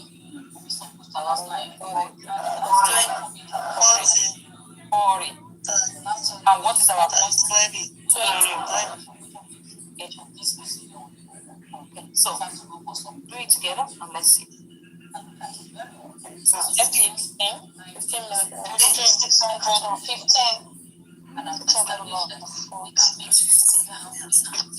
Okay. Right. Let's do the next one. Doctor prescribed neomycin of 0.3 gram in 15 mils of normal saline. The 15 ml is distraction. To be administered over 30 minutes, the medication in the pharmacy read 900 milligram 6 ml. So, what is our desired? 0.3 gram. What is our available? 900. So, good job. 900 milligram. And I like the milligram. That. This one is gram. This is milligram. The two of them must be same. Please, please look at your speaker. If you know if you are getting noises, it's going to be affecting the recording. This one is gram. This is milligram. Before you continue with your calculation, the desired and the available must be the same unit. You will decide whether you want to change this 0.3 to milligram so that the two of them can be milligram, or you want to change your 900 milligram to gram so the two of them can be gram. At every point in time, desired and available must always be the same unit before you continue your calculation already. So, 1 gram, somebody is sleeping on us. 1 gram, let's ask this one. 1 gram is 1,000 milligrams, so multiply 0.3 times 1,000 milligrams. 1 gram is 1,000 milligrams. So which one are we all changing? Let's all decide which one are we changing. We are changing the numerator. We are changing. Is it the okay? Times 1,000. What does that give you? 300. Okay, so that will be 300, right? Over 900. 300 milligrams. Okay. Over 900. What is our available? 6 times 6. What does that give us? 2 milligrams. Okay, 2 milligrams. Good job. The next one is milliliters. Sorry. Okay. So 158 individually. Let everybody do 158. Let's see what we get. Look at it. Which of the formula are we using? Are we using the volume over time, or we are using the DQ? Decide on the one you want.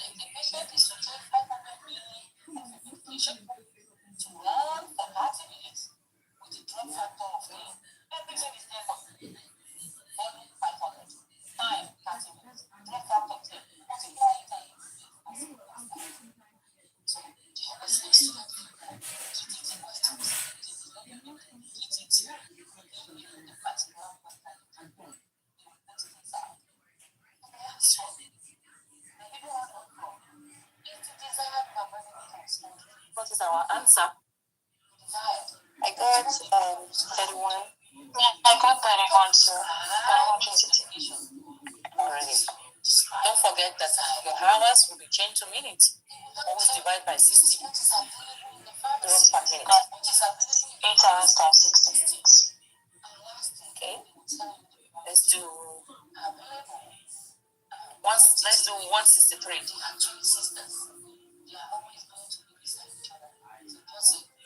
163.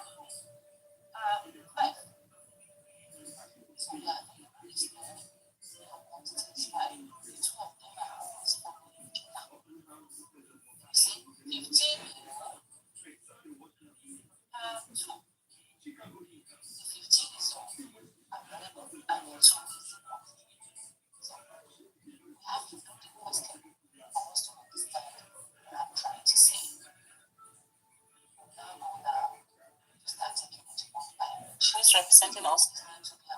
I got 25. Yes, 25. 25, yes, correct. 162.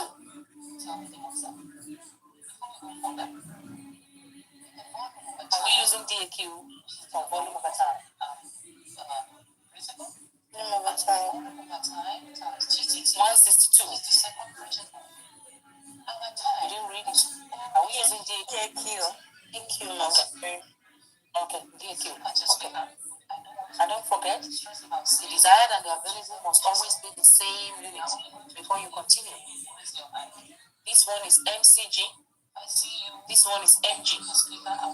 You must decide whether you are changing 150 MCG to MG or you want to change 0.1 MG to MCG. Two of them must be the same unit before you continue. So, 1 MG is equals to 1000 MCG.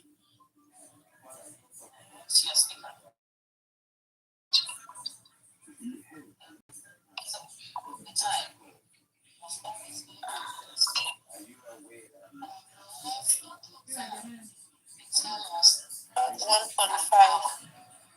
Yeah, 1.5 here, sir.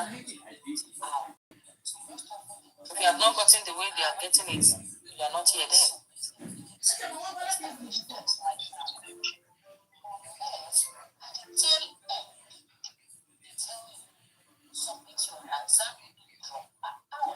Yeah, on the same page, that's fine for us. Can we go over the 162, please? 162. Please. So for those that got it, how can you explain to her? Okay, so for me, I did 150, and then for the 0.1, I converted it to microgram, which is multiplying it to get by 1,000 microgram. So multiplying 0.1 milligram to 1,000 microgram will give me 100 milligram. So 100 microgram. So I divided 150 micrograms over 100 microgram, and I got 1.5. And another form, you can convert the MCG to the MG. You just take the zero, place it at the back, put points to the back, and divide it by the 1 MG, 0.1 MG over segments.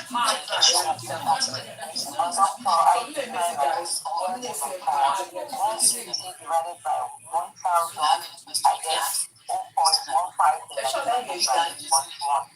Yes, that's what I did. Everybody, as long as you get to the right answer.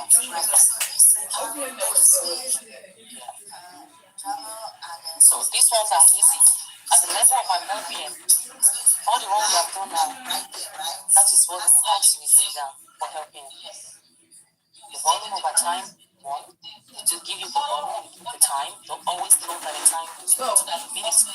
Unless they want you to submit an hour. That's how it's going to be like that. They say minutes. Divide by 60. Or they have given you minutes from the time, from the question itself. Leave it like that also. Then another one is volume over time. GTT. They will always give you GTT in the exam. GTT can be 10, it can be 15, it can be 12. And the last one, which is the complex one, is the DAQ method. Desired over available times quantity. Available and quantity are always sisters, they are together.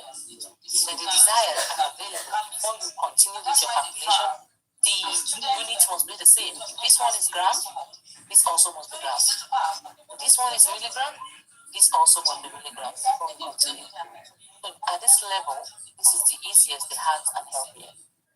Parent can also get it. If you pass the easiest one, they won't go to the top one. Now we'll now go to inward and do the tougher one.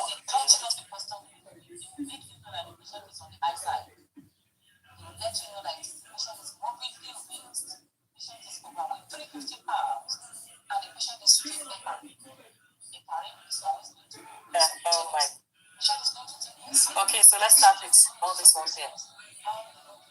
The nurse is caring for a client who has a prescription of norepinephrine of 8 mcg. capability.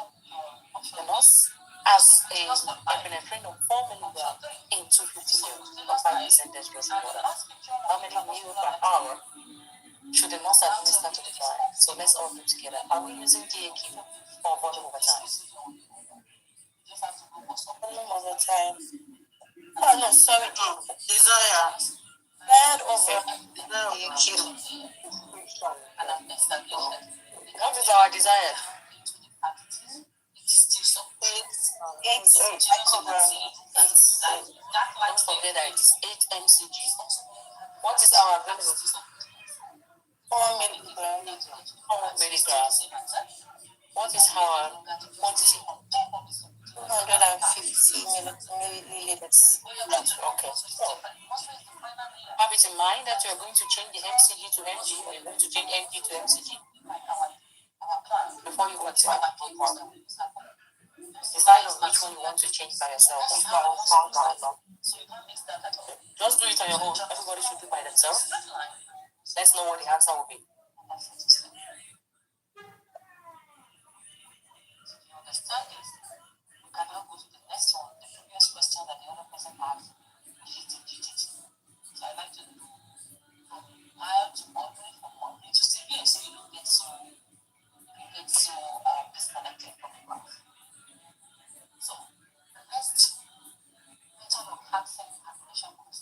Miss Posse, I took you out because we kept telling you to mute yourself. You didn't mute yourself. If it happens again, I take you out. I won't take you back inside again. And try as much as possible to finish the class. Ensure you are always closing your speaker. Sorry, ma. Sorry. That's okay. So who is telling us the answer? We have a lot to do here. Just take that one. About 30 ml over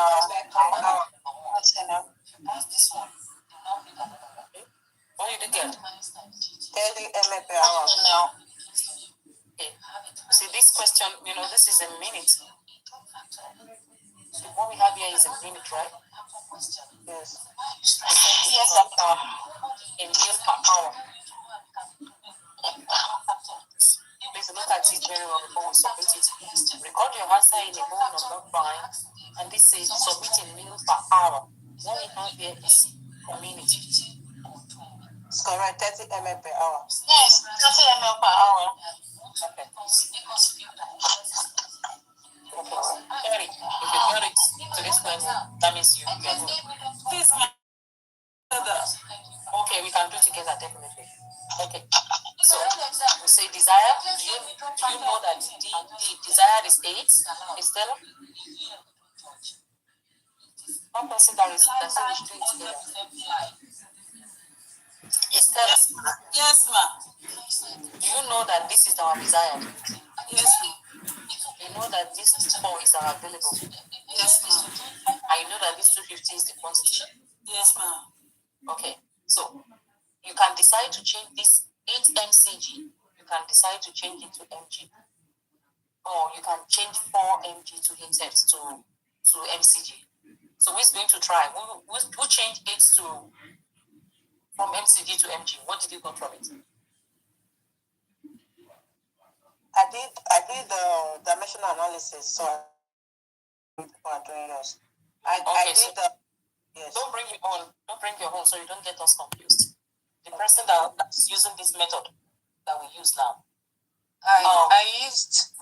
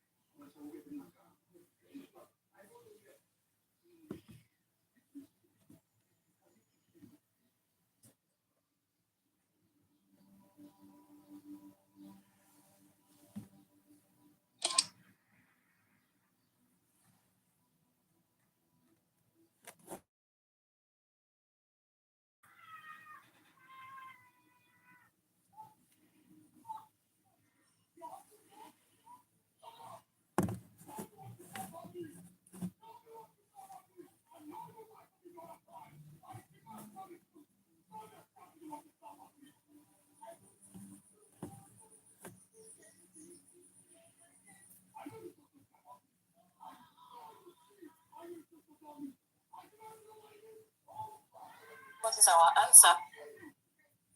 I got 31. Yeah, I got 31 too. 31 Already. Don't forget that your hours will be changed to minutes. Always divide by 60. 0 per minute. 8 hours times 60 minutes. Okay. Let's do 163.